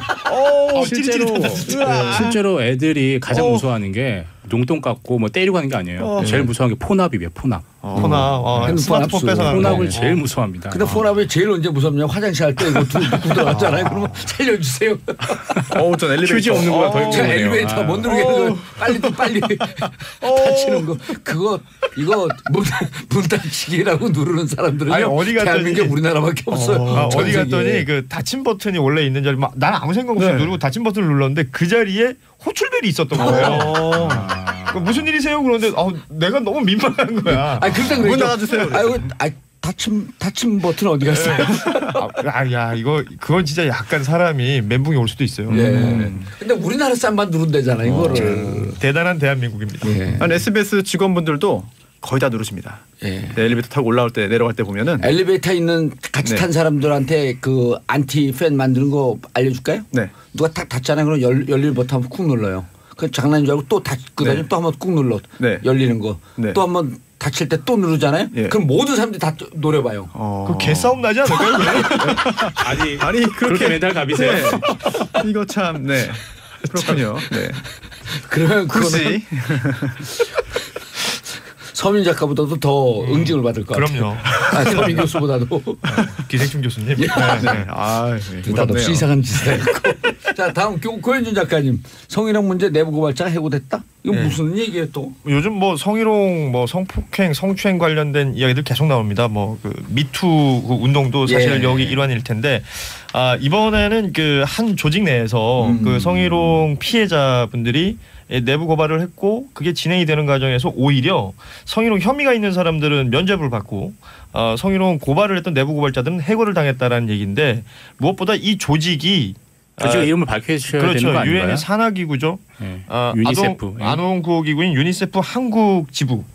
그러니까 한국 유니세프에서 벌어진 일인데요. 유니세프 그 안성기 씨가 모델하고. 그렇죠. 맞습니다. 뭐 정우성 씨가 저 홍보대사 하고 있는. 저는 비행기 탈 때마다 그 유니세프에 돈 냈는데 돈 내지 말아야겠네. 그리고 왜 공항 가면 그 마지막에 이제 저 외화들 잔돈 처리할 때 다 유니세프에 놓잖아요. 그러니까 유니세프가 전 세계적으로 아주 평화롭고 뭐랄까요 그 아주 그 온화한 이미지의 국제 기구잖아요. 저는 매월 후원한 지 벌써 한참 됐습니다. 그러니까요. 많은 분들이 그렇게 하고 평화롭게 있죠. 성희롱을 한 거예요 그럼? 근데 이 성희롱의 수준이 너무 유치해요. 제가 보기엔. 그 처리 과정도 너무 그러니까요. 지저분하죠. 저는 사실 유치하다기보다는 좀 굉장히 무서웠어요.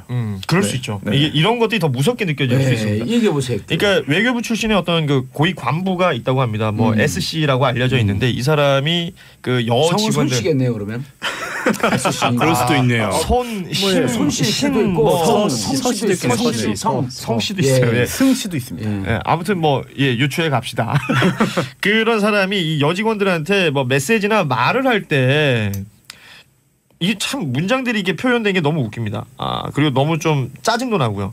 당신이 쓰는 영어는 꼭 동두천 접대부의 영어 같다.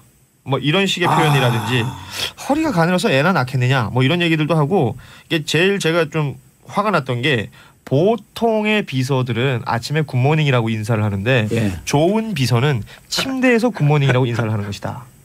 야 이거 심각한데. 아니 이거 진짜 굉장히 심각한 얘기예요. 심각한 얘기예요. 이런 얘기를 했던 이 간부가 결국은 조사위원회가 꾸려져요. 이 내부에서 이제 고발이 되고 하니까 조사위원회가 꾸려지는데 이 사람은 결국은 아무런 제재로 없어요. 그러니까 면죄부를 받고 끝났고 오히려 내부 고발을 했던 이 피해자분들이 해고되는 수순이 됐는데요. 왜 그러냐 따져봤더니 이 조사위원회를 이 해당 간부가 꾸려가고 그들끼리 그 안에서 만들어낸 거예요. 그러니까 조사도 제대로 이루어지지 않았을 뿐더러 왜냐하면 이 가해자가 했던 그 뭐랄까 진술 이런 것들만 다 인정이 되는 겁니다. 내가 했던 말들은 그런 의도가 아니었다. 이런 것들이 다 인정이 되어가지고. 성희롱 하는 것 자체가 들은 사람이 불쾌감을 느끼면 바로 성희롱 아니에요 그게. 그렇죠. 그래서 결국 이런 부당한 어떤 결과가 나오니까 재심 청구서를 또 냈을 거 아니에요. 이건 그냥 묵살이 돼버렸어요.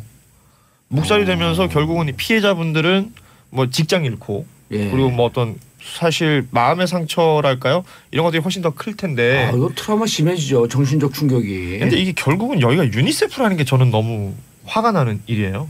뭐 조직을 따질 것이 아니라 이 성희롱이라는 건 당연히 없어야겠지만 그들이 겉으로 하고 있는 일이 뭡니까? 그런 피해자들 그리고 또 아동 성학대 당하는 친구들에 대해서 유니세프에서 지금 보호하는 활동들을 하고 있거든요. 아동 보호 이런 등등 보게 되면 가장 도덕성이 높게 요구되는 단체죠. 그러니까요. 그 안에서 오고 갔다는 이런 메시지들이 이런 말들을 하는 사람들이 겉으로 나와서는 아동 구호나 이런 거 하는 것처럼 보일 거 아니에요. 이번에 그 무리를 일으킨 사람이 그 전직 외교관인가요? 외교부 출신이죠. 외교부 출신. 외교부 간부 출신.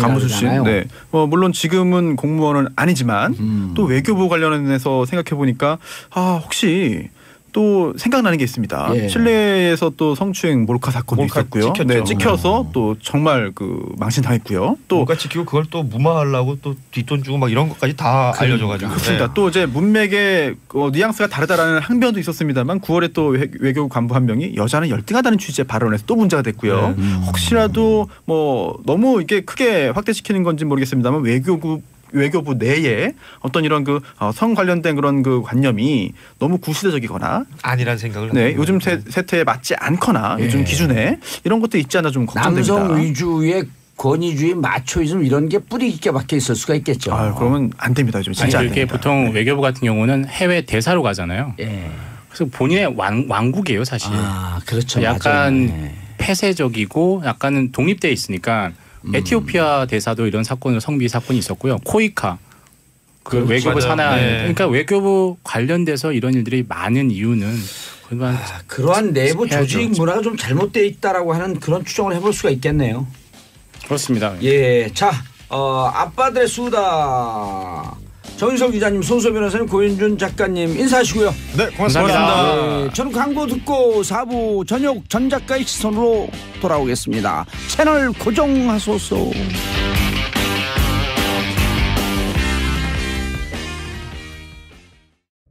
정봉재 정치쇼 4부 순서 들어가겠습니다.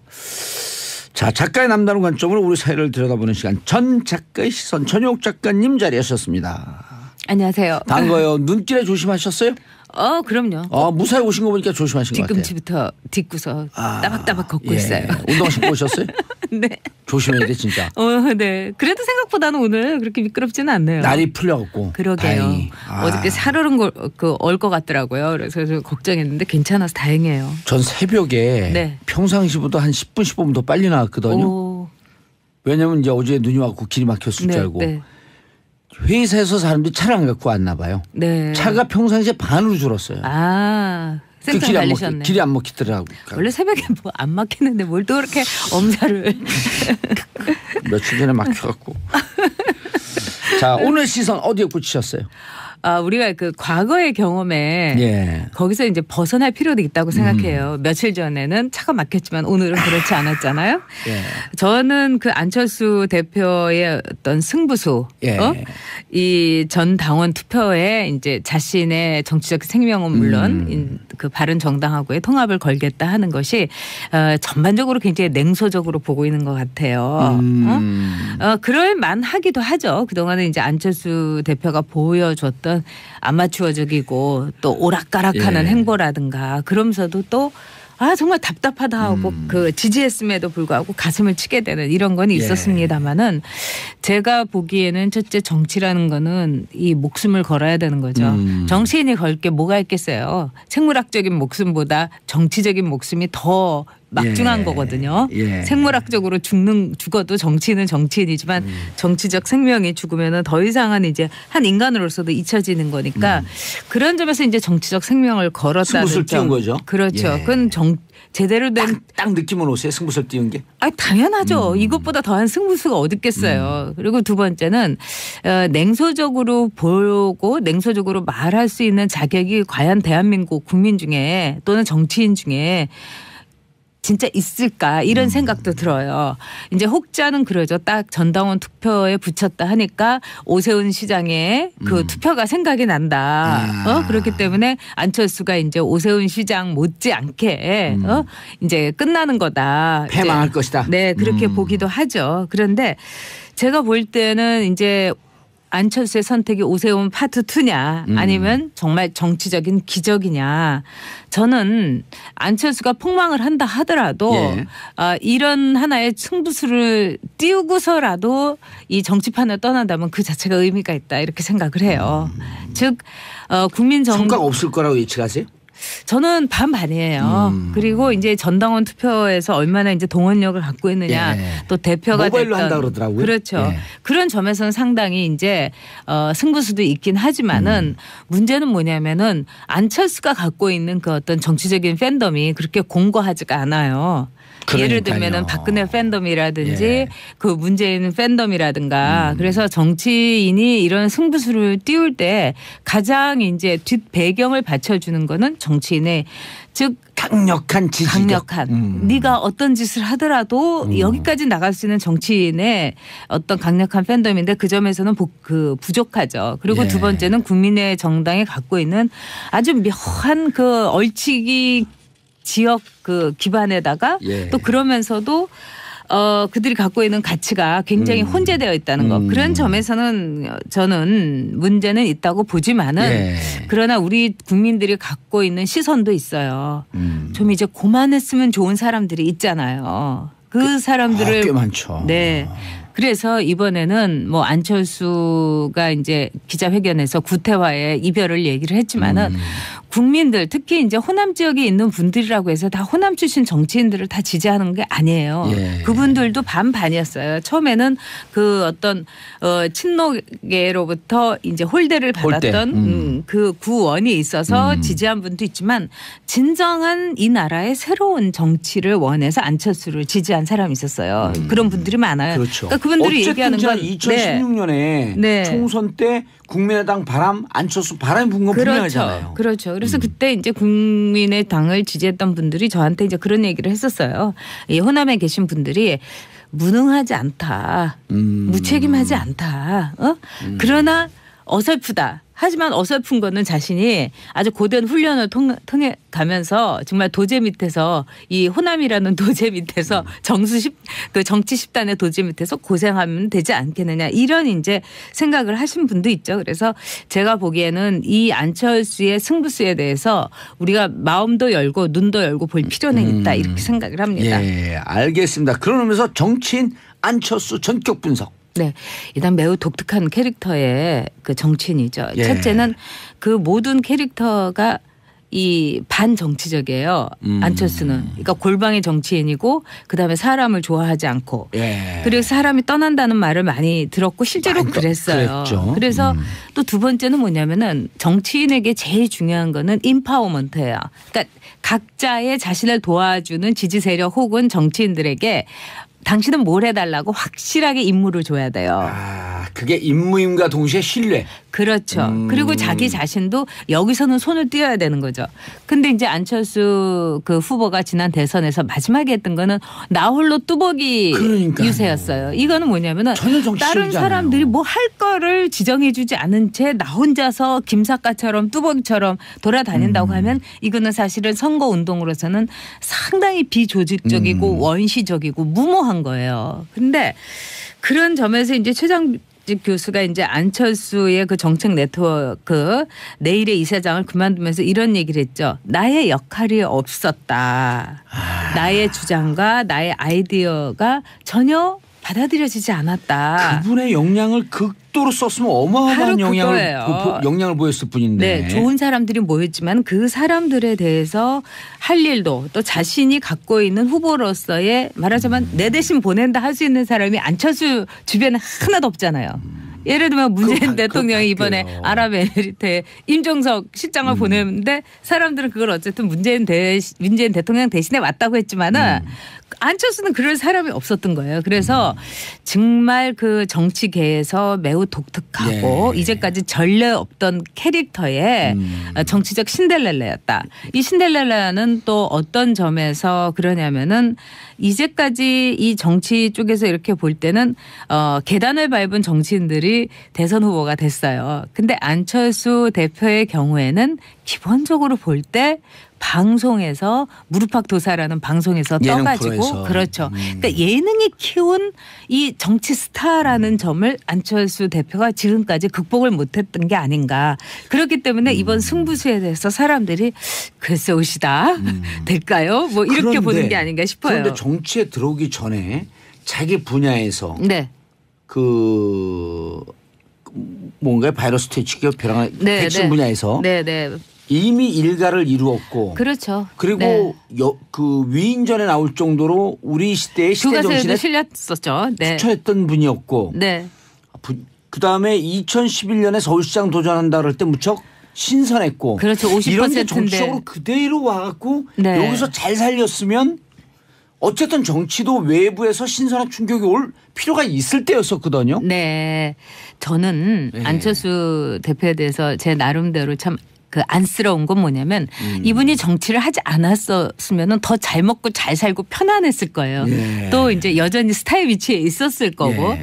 근데 정치라는 데 뛰어든 거는 아마도 매우 순수한 의지가 아니었을까. 예. 진정한 선의가 아니었을까 이런 생각이 들어요. 즉 자신에게 50%의 지지를 준 이런 국민들의 지지를 보면 이건 정말 안철수 새 정치에 대한 기대다. 기대였었죠. 그러면 이거를 내가 거부한다는 건 매우 오만하고 또 직무유기가 아닌가. 저는 이런 순수한 의지에서 출발했다고 생각해요. 근데 정치라는 거는 순수한 의지를 망가뜨리고 또 발목을 잡고 조롱하고 냉소하고 이런 거죠. 근데 그거를 안철수 대표가 이겨냈어야 되는데 지금으로 볼 때는 만신창이 일보 직전에 가서 정말 피눈물을 삼키면서 승부수를 던졌다. 이렇게밖에 볼 수가 없죠. 전 작가님 지나온 네. 얘기지만 네. 2011년 10월 26일 서울시장 재보궐선거였을 때 네.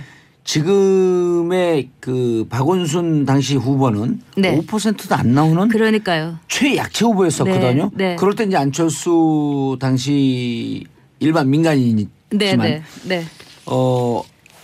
안철수 당시 같은 경우는 50%가 넘어가요. 그러니까요. 네. 그때 당시에 만약 시계를 되돌릴 수 있다면 그때 본인이 서울시장에 도전하는 게 맞았다? 저는 맞았다고 생각해요. 그렇지만 이제 또 한편으로는 안철수라는 한 개인이 볼 때 우리 정치에서 늘 지지율 싸움으로 예. 할 때 그거를 부수고 싶었던 것도 자기의 새 정치라고 생각했을 거예요.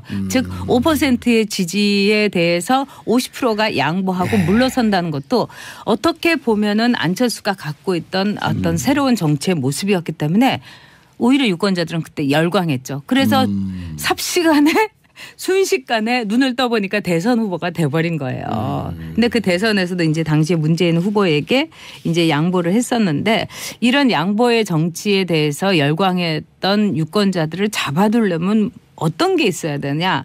정치라는 건 뭐냐면 그러니까요, 진짜. 그렇죠. 즉 자신의 장점을 살렸어야 돼요. 안철수가. 근데 안철수 대표는 정치인으로서의 자신의 장점을 오히려 버리면서 민주당에 입당하고 또 민주당을 탈당해가지고 그다음에 국민의당이라는 어떻게 보면은 거기에서 이 호남 쪽에서도 그분은 이제 그만하셨으면 정말 오래 하셨고 그동안 정말 수고하셨으니까 예. 요새 말로 그런 분들하고 다시 손을 잡은 데서 안철수의 패착이 있었다. 지금 안철수 대표가 그 하는 행보를 보면 참 고난의 행군이나 마찬가지인데 아마 그때 꼿꼿하게 자기의 위치를 점하고 있었으면 지금 굉장히 다른 성적표를 받아들일 수도 있었을 겁니다. 예. 전영욱 작가님께서 보시기에 이제까지 여러 이제 잘못된 선택이 있었다라고들 많이들 얘기하는데 네. 정치를 깊게 네. 이해하고 깊게 바라보는 시선에서 정치인 안철수로서 가장 잘못된 선택이 뭐였었던 것 같아요? 제가 보기에는 어디서부터 이게 잘못 끼워진 거예요? 민주당에 들어간 거였다고 생각해요. 아. 네. 지금 안철수는 그 당시 굉장히 많은 자산을 갖고 있었잖아요. 즉 5%에게 양보할 수 있는 안철수 대표였고 또 문재인에게도 하나의 양보를 했던 여러 가지 상황인데 그런 점에서 저는 안철수 대표가 자신이 갖고 있었던 새로운 정치의 그 틀을 스스로가 깨버린 거예요. 그거는 마치 유리 그릇과 마찬가지로 아주 조심스러워야 되는데 거기서부터 이제 안철수의 이제 그 잘못된 행보가 이제 시작이 됐다. 이렇게 이제 볼 수가 있는 거죠. 민주당에 들어가지 말고 중도 진영에서 자신의 캐릭터를 갖고 정치를 계속 하는 게 맞았었다. 그렇죠. 그리고 예를 들자면 이제 그냥 무소속 정치인으로 남는다는 것은 상당히 안철수 대표로서도 힘들었을 거예요. 그렇지만은 거기에서 사람들을 이제 하나둘씩 모아가지고 지금 안철수 대표와 함께 할 수 있는 정치인이라는 거는 지금 몇 명이겠어요. 그 이상의 정치라는 거는 국민들의 지지가 있으면 그냥 오지 말라고 해도 제 발로 걸어 들어오는 게 새를 보고 새불림을 보고 오는 게 정치인들이에요. 그런 점에서는 굉장히 그 비정치적인 행보만을 걸어왔다는 거 또 그것이 안철수 대표가 지난 대선에서도 TV 토론을 통해서 사람들에게 이거는 아니잖아. 이렇게 볼 수 있었던 건 뭐냐면 그만큼 정치인들에게서 배우지 못했기 때문이라고 생각해요. 그래서 안철수 대표가 지금 이제 김성민 씨가 이제 질문을 주셨는데 회사에서 했던 일 또 저희 업계에서는 아마 IT 업계에서 이제 일을 하시니까 아주 희귀한 일로 선망의 대표였는데 왜 정치에서는 이렇게 되고 말았을까요? 즉 많은 분들이 그래요. 너무 좋은 사람이었는데 저 사람 정치를 하더니 어떻게 저렇게 됐을까? 정말 저도 궁금해요. 그렇죠. 정치 DNA가 없는 거 아닐까요? 아니에요. 멀쩡한 사람이 왜 정치에만 들어가면 저렇게 망가질까? 이게 모든 국민들이 갖고 있는 의문일 거예요. 그거는 뭐냐면 정당 정치에 함몰했기 때문이에요. 이 정당이라는 곳에서 구 정치에 자신을 담으면서 자신의 컬러와 자신의 장점을 잃어버리는 것. 이런 점에서 저는 안철수 대표가 정당 정치에서 새로운 길을 진즉 갔으면은 지금과 같은 고통은 없었을 거다 이렇게 보죠. 사람들이 떠나는 건 어떻게 보세요, 그럼? 그거는 이제 안철수 그건 정말 이해가 안 돼요. 정치인으로서 약점 아니에요? 저도 뭐 그런 얘기 한 적 있어요 방송에서. 근데 그 얘기는 많이 했으니까 다른 측면에서 얘기하면 정치인들도 나빠요. 이 국민의당이라든가 몇몇 안철수 대표와 달쌈스벳이에요? 네? 달쌈스벳 달면 삼큐 쓰면 맨날 달쌈스벳. 그런 것도 그런 게 크죠. 근데 제가 보기에는 정치인들은 좀 약간 이런 말씀을 제가 너무 심하게 알지 모르지만 약간 거지 근성이 있는 것 같아요. 정치인들이요? 네. 충격. 제가 뭐 자유한국당의 전전당에서도 느꼈는데 돈이 많은 사람, 재산이 많다고 하면은 그 사람에게서 너무 돈에 대해서 기대를 많이 해요. 예를 들어서 그분이 밥을 어떤 걸 사주잖아요. 뭐 설렁탕을 사주면 째째하게 저렇게 돈 많은 사람이 설렁탕을 사준다고 호텔에서 내야지 이렇게 말을 하는 정치인들이 있었고 또 이제 전에 이제 뭐 굉장히 권위주의적인 직업을 가졌던 분들은 또 어떤 얘기를 하냐면은 아니 그렇게 술을 퍼마시고 나서 대리도 안 불러주고 그다음에 갈 때 봉투도 안 주고 이럴 수 있냐? 아니요, 전 정말 많이 봤어요. 그래서 안철수 해요? 많이 하죠. 그리고 안철수 대표에 대해서도 그 당에서도 그런 얘기를 많이 했었어요. 아니 그렇게 돈도 많은데 좀 풀지. 그런 얘기 화끈하게 저도 들었어요. 쓰지. 그런 얘기는 저도 들었어요. 네. 그리고 뭐 누구 뭐 이렇게 이 차도 좀 사주지. 기사도 붙여주지. 물론 요즘 밥도 잘 산대요, 근데. 그런데 너무 늦었어요. 아니 늦었다기보다는 저는 밥을 사달라고 하는 정치인들이 문제라고 봐요. 아니 그러니까 굳이 아니 내 밥그릇 있어요, 내가 채우고 내 밥 내가 사 먹으면서 정치를 해야지 새로운 정치가 시작되지. 정말 저기 참신하고 이런 사람들이 맨날 남한테 밥 사달라고 하고 안철수 제가 한마디 해도 돼요? 밥 사준 사람 아니잖아요. 네 입으로 들어가는 밥 네 돈으로 먹으라. 그렇죠. 저도 그렇게 생각해요. 그걸 밥을 사달라니까 그러니까 요새 먹으면 말로 되지. 내 팔 내가 흔들고 예. 그거하고 똑같은 거예요. 네 팔 네가 흔들고. 이 우리나라 정치인들도 그런 점에서 안철수 대표의 어떤 이 돈에 대해서 안철수 대표를 일종의 그 돈주머니로 보는 시각 이거에서 벗어나야 돼요. 맞아요. 저는 그런 거를 좋아요. 너무 봤기 때문에. 오늘 컨셉 좋아. 네 밥 네가 먹으라. 속이 다 시원하네.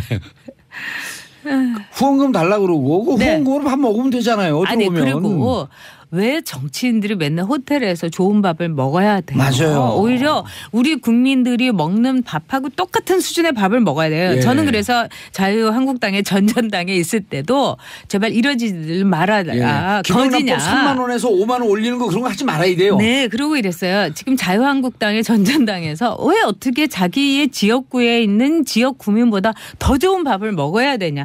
그 지역구의 수준에 맞게 먹어야 된다. 물론 강남 지역구라면 강남 수준에 먹는 거 제가 뭐라고 저는 하잖아요. 강남 지역구입니다. 글쎄요. 강남 좌파일 뿐이죠. 자, 안철수 대표와 유승민 대표 둘이 만나면 지금 이제 유승민 대표 흥분했어요. 유승민 또 전문가 아니에요. 그러니까 유승민 대표의 경우는 지금 뭐 이렇게 잃을 게 없어요. 안철수가 잃을 게 없다 하지만 진짜 잃을 게 없는 사람이 유승민이잖아요. 아니 안철수 대표는 저렇게 선언하면서 갈 길은 많아진 것 같아요. 그렇죠. 유승민 대표는. 그렇고 또 안철수 그 대표가 시간 많아요. 괜찮아요. 이 실패를 한다 하더라도 안철수라는 한 정치인이 여기서 상처를 입고 또 마침내 정치적인 목숨을 정말 단두대에서 이렇게 사라지게 했지만 그건 이슬이 아닐 거라고 저는 생각을 해요. 사라진다 한들.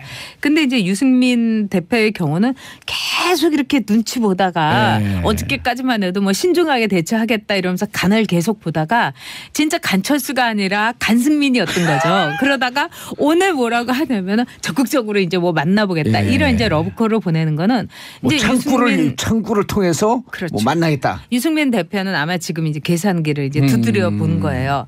일단 이 통합이 됐으면 누가 대표가 되면 좋을까 이런 여론조사에서 유승민이 안철수를 앞섰잖아요. 앞섰어요? 앞섰어요. 오. 그런 점에서 예. 매우 한껏 고무돼 있고 아하. 두 번째는 내가 안철수쯤이야 이런 식의 굉장히 이 유승민 대표는 마초 기질이 있어요. 정치적으로도 마초 그 얘기 여러 기질이 차례 있고. 하셨잖아요. 그렇기 때문에 이제 정치적인 마초 본능이 되살아난 거예요. 그리고 또 다른 정치인들 좀 알로 보는 기질도 있고. 그런 거 있죠. 내가 굉장히 똑똑하니까. 네.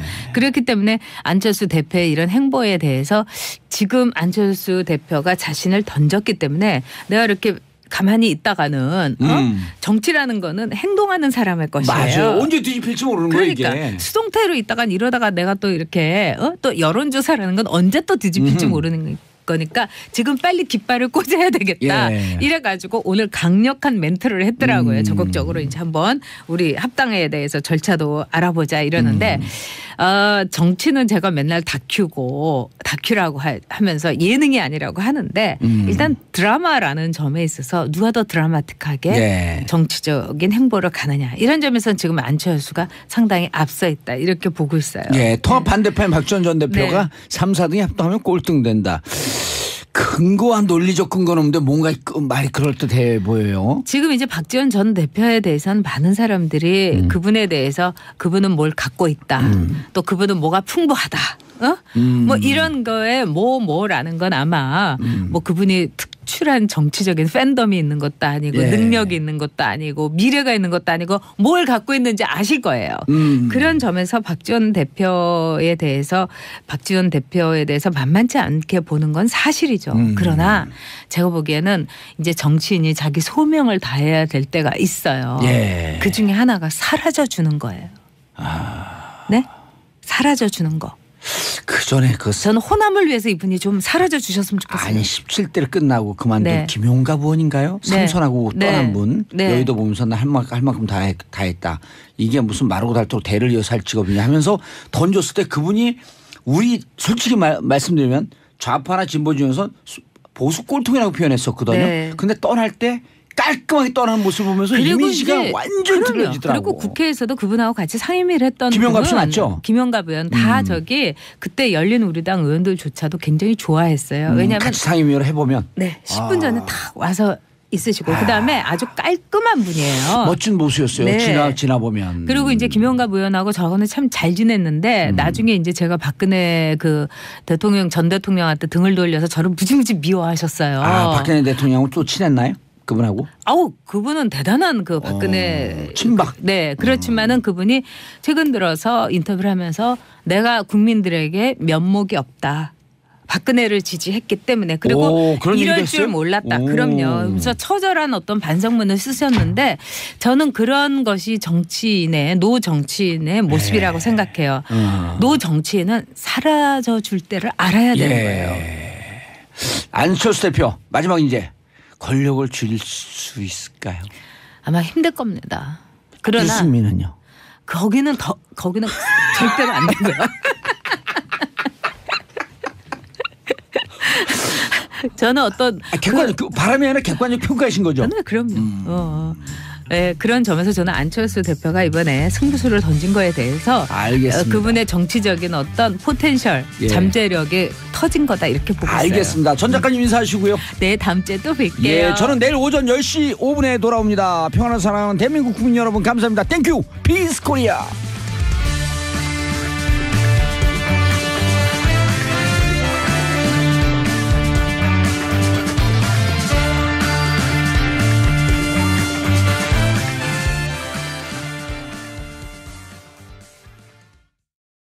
내부에서는 윤석열 서울중앙지검장이 BBK 특검 당시 파견 검사였고, 예.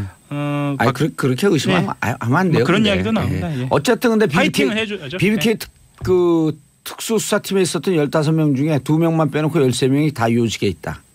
이런 게 작용할 수 있겠죠. 윤석열 중앙지검장님 1차장에 배속되어 있으면 3차장으로 재배치하십시오. 이런 전문적인 이야기도 하게 되네요. 그게 정답입니다. 네. 한동훈 차장검사 화이팅. 파이팅. 예. 네. 검찰은 끝까지 무는 겁니다.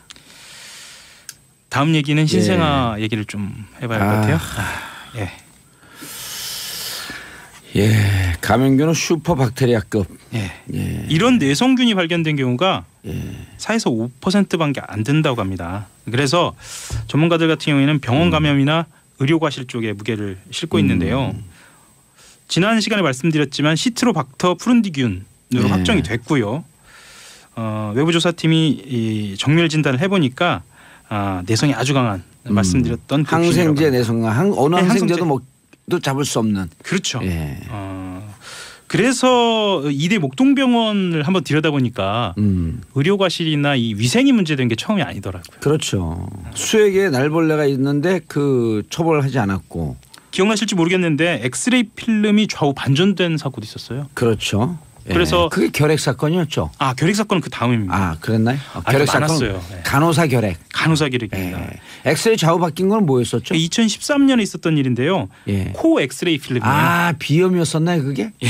그래서 이제 120명 정도가 한쪽 코에 문제가 있어서 갔는데 그게 반전된 거예요. 예. 반전됐으니까 염증이 없는 코를 치료를 받았겠죠. 동영상 뭐 설정해 놓은 겁니까 좌우가 바뀌게? 그래서 이제 목동병원 당시에 목동병원 그 해명이 더 어이가 없는데 예. 염증 치료에 그쳤으니까 뭐 큰 피해는 없었다라고 얘기하고 말았어요. 그때 바로 잡았어야 합니다. 그럼요. 그래서 전문가들 같은 경우에는 아까 말씀하셨던 것처럼 그 지난해 7월에 있었던 신생아실 간호사 결핵 감염 사건 그리고 그 전에 그 엑스레이 반전 사건을 포함해서 그때 바로 잡았으면 이런 대형 사건이 안 나지 않았을까라는 예. 뭐 뒤늦은 안타까움 뭐 그렇게 얘기하고 있죠. 의료사고 안전사고가 많이 발생하는데 그래서 제가 이제 어제 그 행정부에 있는 전문가한테 이제 카톡으로 문의를 했더니 이렇게 얘기하더라고요. 매뉴얼은 있는데 매뉴얼대로 실행하지 않았다. 특히 목동병원이 심했던 것 같다. 매뉴얼 얘기하니까. 그렇죠. 안전사고는 불가피하게 일어날 수밖에 없지만 그 안전사고를 최소화하는 것이 현장 병원 의사 간호사들의 몫이다. 또 매뉴얼 얘기가 나오면 또 마음이 아프네요. 예. 네. 왜요? 사후 조치 같은 경우에는 이게 그것 또한 당국이 꼼꼼하게 따져놓지 않으면 또 세월호 얘기 안 할 수가 없는데 그 안전 매뉴얼 같은 경우에는 어쨌거나 좀 따져놔야 할 것 같습니다. 예. 이번에 목동병원 같은 경우는 최악의 경우 소아과 산부인과 병원을 폐쇄하는 수준까지 조처를 할 각오로 밀어붙여야 할 것 같습니다. 그 어제 병원 유가족 면담도 병원 태도가 문제가 있어서 파행이 됐거든요. 아직도 뭘 잘못한지 모르는 것 같아요. 네. 잘못은 할 수 있지만 잘못한 걸 알고 고치려고 노력해야죠. 자, 하영 기자님 인사하시고요. 한겨레 21 하영이었습니다. 감사합니다. 저는 2부 아빠들의 왕수다로 돌아옵니다. 광고 들으시고 채널 고정하소서.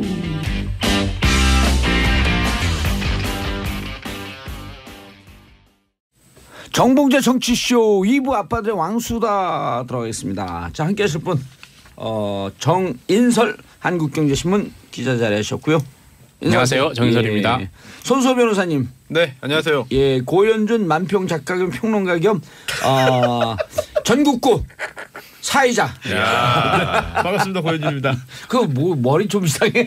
아니 그냥 이건 쓰는 게 맞아요. 예. 항의하는데 항의에 띠를 두는 것 같아요. 예. 이 세상을 검게 만들자 검띠. 근데 이게 머리를 세팅을 했으니까 망가지진 말아야겠고. 그렇죠. 쓰긴 써야겠고. 예. 근데 그 어렸을 때 태권도 빨간 띠까지밖에 안 땄죠. 전 태권도 안 다녔어요. 안 다녔어요. 그러니까 검은 띠에 대해 컴플렉스가 있는 거야. 저 검은 띠 하나. 알겠습니다. 저는 근데 이번 주에 꼭 하고 싶은 말이 있어요. 예. 정치쇼의 제 위력을 정말 느꼈습니다. 왜요? 제가 보통 이제 기자들은 자기 기사 관련해서 검색을 좀 해요. 자기 이름을 연관 검색어로 고현준 작가님 뜨더라고요.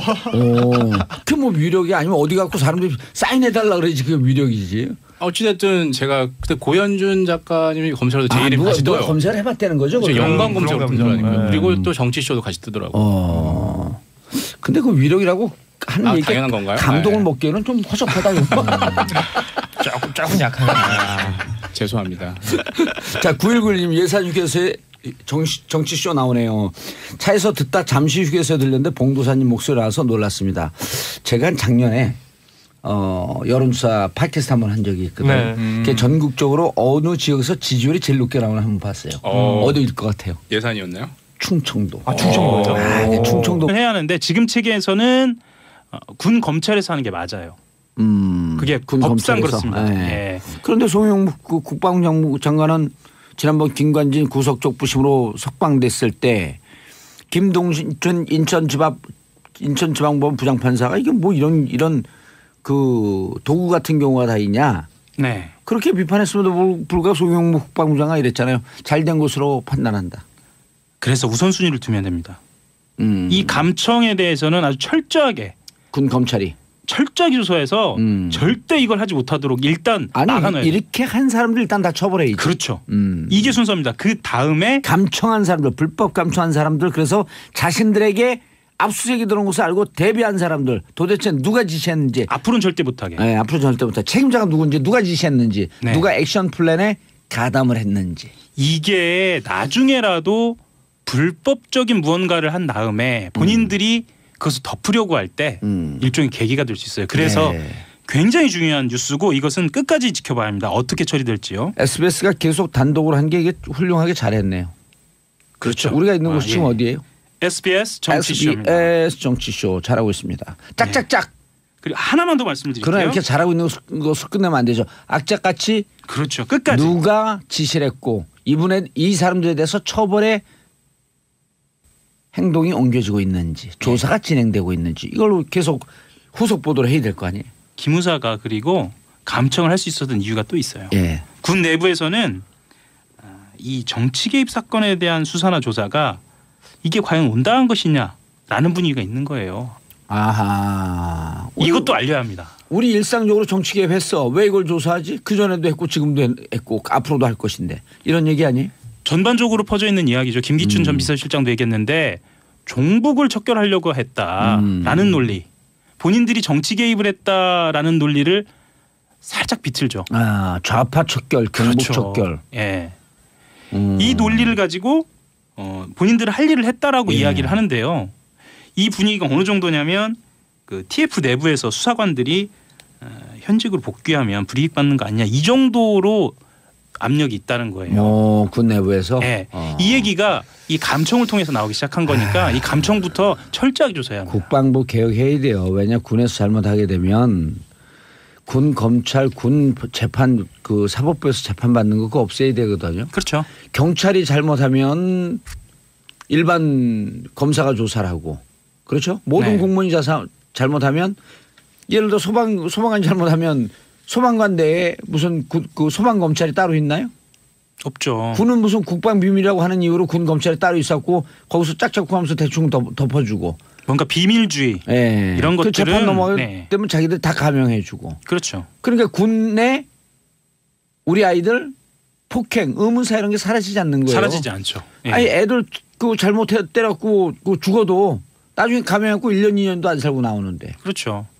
군대에 자녀를 보낸 부모님들까지 포함하면 이 문제는 다 연결되어 있는 문제예요. 이런 거 군대에서 잘못하면 군 검찰이 수사하고 군 재판부에서 사법부에서 재판을 받기 때문에 그 군 폭행 사건이 끊이질 않는 거예요.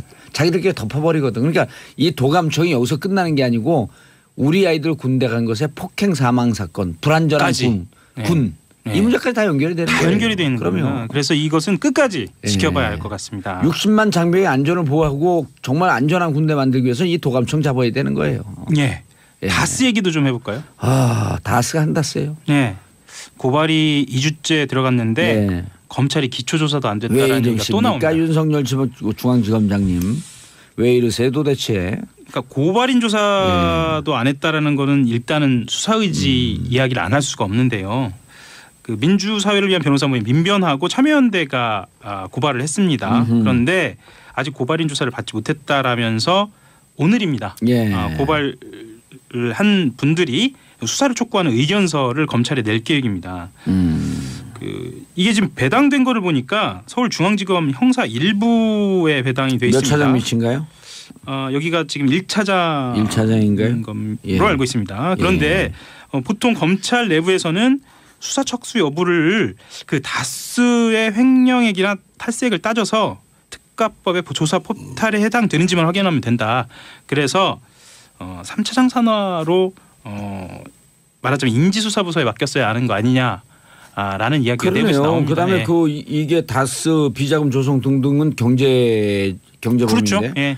한동훈 3차장 검사가 어떤 검사예요? 알파고라고 하는 별명을 갖고 있을 정도로 초임 검사 때 SK를 잡았고. 그렇죠. 특히나 법조계 쪽에서는 잘 알고 계시죠. 그렇죠. 특정 경제 가중처벌, 예. 경제사범에 대해서는 네. 선수 중에 선수. 이른바 저승사자라고도 불리기도 하고. 그렇죠. 근데 알파고라는 제목이 더 좋죠. 아, 그런가요? 예. 예. 한동훈 차장 검사가 사석에서 그랬다 그러더라고요. 정봉주 의원이 날 어떻게 그렇게 잘 알지? 뭘 하고 있는지 다 들여다보고 있으니까요. 그렇죠. 이건 3차장 검사한테 갔어야 되는 건데. 그렇죠. 그래서 정봉주의 정치쇼 일부 들어가 있습니다. 자, 뉴스 브리핑 한겨레 20일 하영 기자 자리하셨습니다. 네, 안녕하세요. 한겨레 20일 하호영입니다. 예. 저는 잠시 후 아니구나. 왜 이걸 읽어 내가. 자, 뉴스 브리핑 뭘 가져오셨어요? 기무사 얘기를 좀 하려고 합니다. SBS 특종이죠. 예, 지난번에도 가져왔잖아요. 예, 지난번에도 좀 했고요. 예. 다만 기무사에서 본인들의 입장을 밝혔는데요. 예. 어처구니가 없어서 그 얘기를 좀 하려고요. 본인 이게 그러니까 그 시스템상 예. 이렇게 얘기했죠. 시스템상 자연스럽게 감청이 되어 있는 것이다. 자연스럽게라고도 맞고요. 예. 본인들이 하고 있는 게 일종의 의무. 그러니까 업무인 예, 업무. 것처럼 이야기를 했거든요. 예. 아니 그리고 그 정확한 워딩이 시스템상 감청이 된 것이다. 뭐 그렇게 얘기를 했어요. 그 이건 어쩔 수 없이 들어온 거다. 그냥 얻어 걸린 것도 아니고 늘 하는 우리들의 일이다.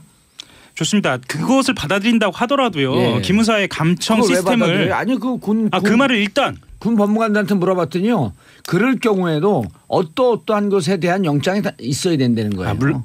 그거에 대해서부터 얘기를 할까요? 예. 지금 기무사의 군내 감청은요. 그 법원에 영장이 있어야 하는 것이 일반 감청이고요. 예. 4개월마다 한 번씩 대통령의 포괄적 승인만 받으면 됩니다. 그래서 아주 심각한 겁니다. 그래서 제가 예. 받아들인다는 표현은 적절치는 않아 보입니다만 그런 수준에서 받아들인다고 하더라도 예. 그 시스템에서 어떤 방식으로 감청을 하는지 제가 아는 범위에 대해서 말씀을 드리면 예. 키워드가 있거든요. 예. 키워드가 있고 본인들이 그것에 대해서 집중적으로 감청을 하게 돼요. 그러면 이 사안 같은 경우에는 본인들이 조사본부로부터 압수수색을 받을 것이라는 것에 대해서 관심을 갖고 있었다고밖에 볼 수 없는 거예요. 합리적으로 봤을 때. 키워드를 압수 혹은 압수수색 이렇게 같이 놓다는 거죠. 합리적으로 봤을 예. 때. 그리고 달리 표현하자면 군 내부에서 수사를 하는 것 자체가 문제라는 거죠. 군 사법개혁의 필요성을 그대로 드러내는 거예요. 만약에 민간 검찰에서 수사를 했다면 이렇게 지지부진했을까. 심지어 압수수색 사실까지 흘려주면서 말하자면 국방부 TF에서 조사하는 것 자체가 문제라는 것이죠. 조사하는 것 자체가 문제라기보다 수사를 하는 것. 그러니까 이 수사 단계로 넘어가는 것 그리고 그 수준에서 조사를 하는 것. 이게 국방부 내부에서 이루어지는 것이 과연 온당한 것이냐에 대한 문제가 오는 겁니다. 다만 지금 시스템에서는 이틀 전 얘기인데 뭔 말인지 하나도 모르겠어요. 지금 청취자분들 헷갈려 하기 시작했어요. 조금만 설명을 드리면 하고 있는 건가? 설명을 드리면 지금 현재 국방부 TF 안에서 기무사가 댓글을 단 것에 대해서 조사를 하고 있거든요. 조사를 하고 있고 이 안에서는 단순한 조사가 아니라 TF 안에 수사관이 들어가 있어요. TF팀 안에 수사관이 들어가 있다. 그래서 이 수사관 이 팀이 기무사를 압수수색하려고 그렇죠. 압수수색하려고 언제 압수수색을 들어가려고 했더니 기무사가 이게 이틀 전 얘기죠. 그렇죠. 기무사가 이것을 미리 감청을 해서 감청해 결과 국방부 TF 수사관이 우리를 조사하러 들어오니 대비를 해야 한다. 이게 엄청난 일이에요, 사실. 반복된다로 느끼실 텐데 그렇죠. 이 반복되는 얘기가 아니에요. 그래 우리가 그때 그 얘기했잖아요. 우병우가 이석수 특별감찰관을 뒷조사한 것, 사찰한 것 때문에 지금 구속됐다. 그렇죠. 그리고 이 문제가 이것은 기무사들이 이렇게 불법 감청을 통해서 자신들에 대해 수사하는 것을 미리 알아서 대비를 세웠다라고 한다면 이 기무사는 다 구속감이다. 정치 이슈가 너무 좋은 게요. 예. 어찌 보면 좀 지루해할 수도 있는데 이렇게 너무 재밌게 말씀해 주셔가지고 제가 또 얘기를 할 수 있어서 너무 좋네요. 청취자분들이요. 예. 잘 이해를 못해. 이렇게 뚝 얘기하면 그리고 자기들끼리 다 얘기 다 한 줄 알고 그냥 끝내거든요. 그럼 청취자분들이 이게 뭐지 채널 돌려요. 어디로 돌린 줄 아세요? 정봉주의 정치쇼로. 그래서 예. 2013년에 있었던 사이버 사령부 수사가 왜 그렇게 진행됐는지도 이제야 조금 알 수 있을 것 같아요. 사이버 사령부 조사가 제대로 안 됐는데 그때도 조사하는 과정을 다 감청을 하면서 미리 알고 있었다. 아마 그랬을 것이다. 왜냐하면 그때 당시에 2013년 10월에 첩보를 한 뒤에 예. 왜 이렇게 사이버 사령부가 전격적으로 대응을 할 수 있었지? 그것도 수사가 시작하기 전에?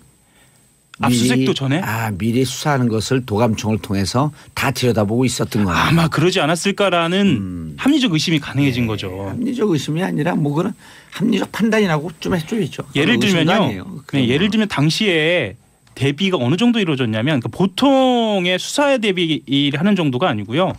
예. 아주 디테일하게 각각의 컴퓨터에서 어떤 부분을 지워야 할지까지 아주 세밀하게 지시가 내려졌거든요. 예. 이거는 수사 내용을 알고 있었다는 얘기예요. 알겠습니다. 근데 지금 그래서 네. 국방부 TF 내 수사관이 들어가는데 그걸 미리 알고 대비를 했다. 그럼 지금 이 시점에서 어떻게 조치를 취해야 되는 거예요? 지금 상황에서는 국방부 TF 수사관이 수사하는 게 문제다. 문제면 대책이 있어야 될 거 아니에요. 지금 상황에서 안타깝지만 대책은 사실상 없어요. 왜냐하면은 그럼 뭐 기무사 조사 못하고 국방 개혁 못한다는 얘기 아니에요? 송영무 국방부 장관이 결단해야 되는 거 아니에요? 결단을 해야죠. 결단 거 아니에요. 해산하겠다는 거 아니에요. 그럼 전당대회를 해야 되는데 느닷없이 전당원 투표제로 던졌거든요. 그렇죠. 그건 이제 또 그 5조인가요? 뭐 그 꼼수를 부린 거예요. 당무 의원회가 의결에 회부한 안건은 전당원 투표제를 할 수 있다. 그러니까 당규를 비비 틀어갖고 당규에도 안 맞는 걸 던지면서 전당대회 하면 대의원대회에서 밀릴 것 같으니까 전당원을 하게 되면 이길 것 같으니까. 그러니까 심플한 의결 구조를 찾아낸 것 같아요. 제가 보기에는 예, 뭐 자기가 이길 수 있는. 그렇죠. 이 절차들을 다 뭐 살펴봤겠죠. 예. 그러면서 어제도 그 지적을 했었단 말이에요. 그러니까 호남계 의원들이 이 전당대회 얘기를 했더니 당규에 따르면 가능하다 전당원 투표가 예. 안철수 의원 측에서 그렇게 얘기를 한 거거든요. 이게 지금 말씀하신 이런 부분들을 제가 보기에는 발췌해낸 것이 아닌가. 찾아낸 거죠. 예. 예. 그렇다면은 이 전당원 투표라는 게 확실히 본인에게 유리하다는 생각은 하고 있는 거 아니에요? 그렇죠. 실제로 8월에 전당대회가 있을 때 비슷한 방식으로 해서 ARS와 모바일 투표를 해서 당대표가 됐잖아요. 51%. 네, 그러니까 그래서 아마 그 상황이 계속 연출될 거다. 그리고 사실 국민의당에서 안철수 대표 말고 대항마라고 하면 좀 박지원, 뭐 말씀하신 박정천, 천정배, 정동영 이렇게 꼽는데 될 수 있을 것인가 그에 대한 자신감이 있는 거죠 사실. 그럼 말씀하신 대로 40명 국민의당 의원 중에 30명 뭐 안팎이 반대를 하고 있으니 당연히 전당대회로 가면 불리하니까 법칙상 룰 게임이죠. 룰을 자기에게 유리하게 가져가려고 하는 거죠. 이 투표나 뭐 선거라는 게 그 룰에 따라서 나오는 결과가 확 달라지니까요. 예. 예. 아니 근데 전당원 투표하게 되면 그 안철수 대표한테 유리한 결과 나와요. 나올 수밖에 없고. 근데 좀 분리해서 볼 게 필요한 게 예. 이 전당원 투표라는 게 당무위원회에서 통과되면 가능을 합니다. 가능해요. 그렇죠. 당무위원회가 의결하에 회부한 안건이 되는 네, 거니까. 그 이게. 안건에 대해서 예. 전당원 투표를 할 수 있는데 이 전당원 투표에서 설령 그 합당 의견이 나온다고 하더라도 그게 바로 합당이 되거나 또는 현재 그 당원 단계에서 정한 합당 절차는 아니라는 거죠. 그래서 이게 안철수 대표 측의 의도대로 흘러간다 하더라도 전당원 투표에서 합당합시다라는 의견이 우세하다 해도 이게 합당을 위한 당내 여론몰이 또는 아니면 호남파에 대한 압박 정도가 되는 거지 자동적으로 합당 절차가 이어지는 건 아니기 때문에 그러니까 그다음 그 합당 절차는 어떻게 해요? 전당대회를 전당대회 또 해야 되는 거죠. 당연히 그걸 해야 됩니다. 결국은. 그걸 알면서도 일단 이렇게 하는 거죠. 지르는 거지. 분위기를 몰아가는 거죠. 그렇죠. 당연히. 그래서 전당원 투표에서 야, 이 바로 가진 당원 않아요. 국민의당 당원 당규를 해석한 거는 이게 레전드인데요. 왜냐하면 아까 제가 지적했던 13조 5조를 갖고 그럼 전당원 투표로 끝나면 합당이 되는 거냐. 그런데 그렇게 의견을 물었음에도 불구하고 13조 합당과 네. 해산 등등에 대해서는 전당대회를 꼭 해야 된다. 그렇죠. 근데 전당대회에서 또 이제 대의원들이 그렇죠. 그런 의견을 네. 물었지만 우리 어느 대의원이 나서 이거 그 반대합니다. 그럼 찬반에 대해서 투표를 해야 되거든. 그렇죠. 그러니까 안철수 대표는 여론으로 몰아붙이겠다는 거예요. 그렇죠. 아니 근데 몰아붙여도 결국은 당원당규상 제13조 기능과 권한 전당대회에서 해산 합당 등 전당대회에서 무조건 그러니까 해야 돼요. 근데 말씀 전 당원들이 찬성하는데 전당대회에서 대의원 내지 의원들이 반대할 수 있겠냐 영향을 받을 이런 것이다. 거죠 사실. 아니요 전당원들이 찬성을 하지만 대의원들이 우린 현당원이다. 네. 아니 영향 안 받을 것 같아요. 안 받을 것 같아요? 네. 아니 왜 아니, 그럼요. 대의원들도 당원들의 뜻에 맞들어서 나의 소신을 바꾸는 게 본인의 정치적인 진로에 도움이 안 될 것 같고 저는 그때 나에게 이미 도움되는 쪽으로 다 선택할 것 같아요. 그때 이미 자신에게. 민주당으로 많이 갈 것 같습니다. 저는. 아니요 그런가요? 민주당은 이미 그 안 받을 것 추미애 대표가 같은데? 안 받는다 그랬잖아요. 내가 보기엔 버린 네. 카드예요. 물론 그런 자신감이 있었으니까 안철수 대표가 이런 승부수를 던졌을 것 같은데 예. 근데 어제 전 재밌는 게 그 의총에 안 나왔잖아요. 안 나왔죠. 의총 당대표 나와야 되거든요. 그래서 네. 의총 시작하기 전에 당대표에 모두 인사를 해요. 그리고 끝나고 난 다음에 정책위원장이 하든 아니면 다른 사회자가 하든 정리를 하고. 근데 당의 의총인데 의원총회 아니에요. 네. 당대표가 안 나오니까 또 누가 그랬어요? 그 세 분 중에 한 분인가? 의총에도 못 나오는 배짱으로 무슨 합당을 하냐. 정동영 의원이 그 얘기했어요. 예. 네. 끌고라도 와라 유성엽 그건 의원은. 유성엽 의원이요. 네. 정치 어디서 배웠냐? 예, 정동영 의원이 아 그래요? 말씀하셨습니다. 예. 학교에서 배우셨겠죠. 정치를 잘 못 배운 사람들 왜 쫓아갔냐 그때. 이걸 또 그렇네요. 물어봐야죠.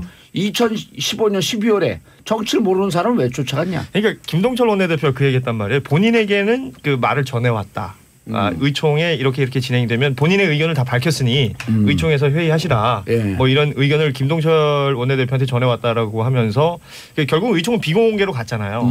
그랬더니 또 이제 호남 중진들은 공개하자. 그건 무슨 비공개가 있어요 정치에. 참 웃긴 것 같아요. 뭐 하자는 건지.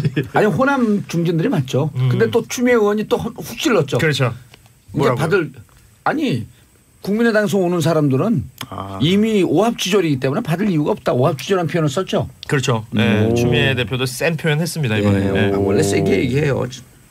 꼭 이럴 땐 또 세게 해. 얼굴 인식 좀 빨리 해라. 정보 좀 찾게. 스마트폰이랑 얘기하고 있어. 자 다음 이슈. 분들이 겉으로 얘기를 하지 않는데 밑으로 좌파 진보 이런 분들 은근히 많은 거예요. 아 그래요? 예, 그래서 문재인 대통령도 할 때 보면 어떤 이슈에 대해서 밀릴 때 밀리지 않고 굳건히 버텨주는 데가 충청도예요. 묘한데요, 여기가. 다음에 기회가 되면 충청도로 아니 이제 저 지역으로는 안 나가요 이제. 지역 국회의원은 안 해요. 이제. 큰물에서. 예. 그리고 또 제가 충남이 고향 아니에요. 그러니까요. 정신적 고향 홍성. 홍성이요? 예, 홍성에서 살았잖아요. 정신적 고향. 아니 또 저희 어머니 고향 홍상이라서. 홍상? 홍성. 홍성. 예. 홍성은 깜짝 놀랐습니다. 예. 홍성은 깜짝 하네. 네, 재밌는 얘기 해줄까요? 네. 이거 얘기해도 돼요. 지금 청와대 정무석 하는 그 한병도 의원. 네네. 면회를 왔어요. 다른 의원들하고 같이. 네. 근데 유일하게 한병도 의원만 안 왔어요. 걔 왜 안 왔냐? 그랬더니 횡성에 가 있는 거예요. 잘못 가는 거요?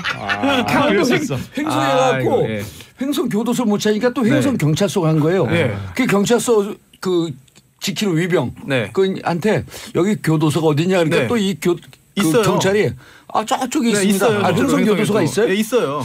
근데 그걸 못 찾고 그래갖고 전화 통화하는데 있을 거예요. 같이 온 다른 사람들한테 형 거기 어디야? 그러고 여기 교도소 내니까 나는 못 찾겠는데 어딘데? 그러니까 지금 강원도 횡성에 와 있지.